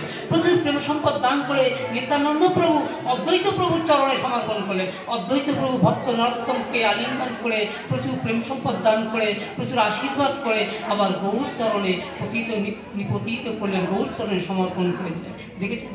তাহলে কি হলো? এই নবদ্বীপ লীলার মাধ্যমে সমস্ত নরোত্তমের চরণ প্রাপ্তি, পরম প্রাপ্তি, সেই পরমাত্মিক পরম কল্যাণ হলো। না কি হলো? না সবাই নিত্যানন্দ প্রভুর কৃপাধন্য হলেন, অদ্বৈত প্রভুর কৃপাধন্য হলেন, অদ্বৈত প্রভু নিত্যানন্দ কৃপাধন্য হয়ে নরোত্তম ঠাকুর সেই পরম আশ্রয় শ্রী চৈতন্য মহাপ্রভুর চরণ তিনি আশ্রয় করে ভক্ত ভগবানের মিলন আনন্দ একবার হৃদয়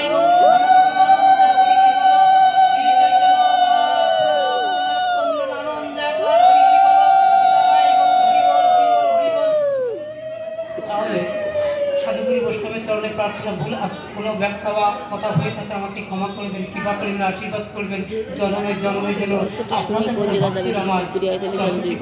আমার ভাগ্য হয়, ভাগবত সঙ্গ হয়, সঙ্গ যদি হয় কথা এইখানে বিশ্রাম ओम अखंडमंडलकरं व्यक्तं येन सरसं तत्सं दर्शितं येन तस्मै श्रीगुरुवे नमः अज्ञानतिमिरान्धस्य ज्ञानाञ्जनशलाकया चक्षुरुन्मिलितं येन तस्मै श्रीगुरुवे नमः अनर्पितं श्रीकृष्णदिगुणवतीं कलशमर्पयतुमुन्नततिराशान् साभक्तिस्य महिप्रसुन्दरदिगमसन्दिविदशदविदस्कन्दरं प्रतभाषितनन्दं तप्तकाञ्चनगौरङ्गराधे वृन्दावनश्रीकृष्णतीर्थं नमामि हरिवे मञ्चकल्पतरुभस्य कृपासिन्धु एव च पतितानं पवनेभ्यः वैष्णवेभ्यः नमो नमः।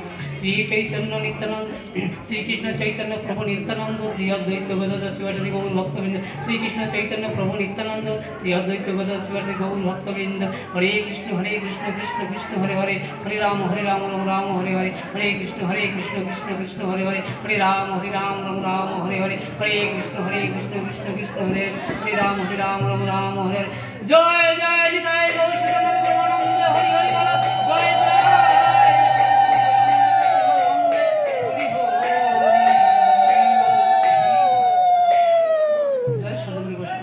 পরবর্তী ভাগবত পাঠকদের কৃপা করে আপনি রঞ্জিত মাস্টার আপনি উপস্থিত হবেন এবং আসল পরিবেশন করুন ভাগবত বর্ষণ করে তাদের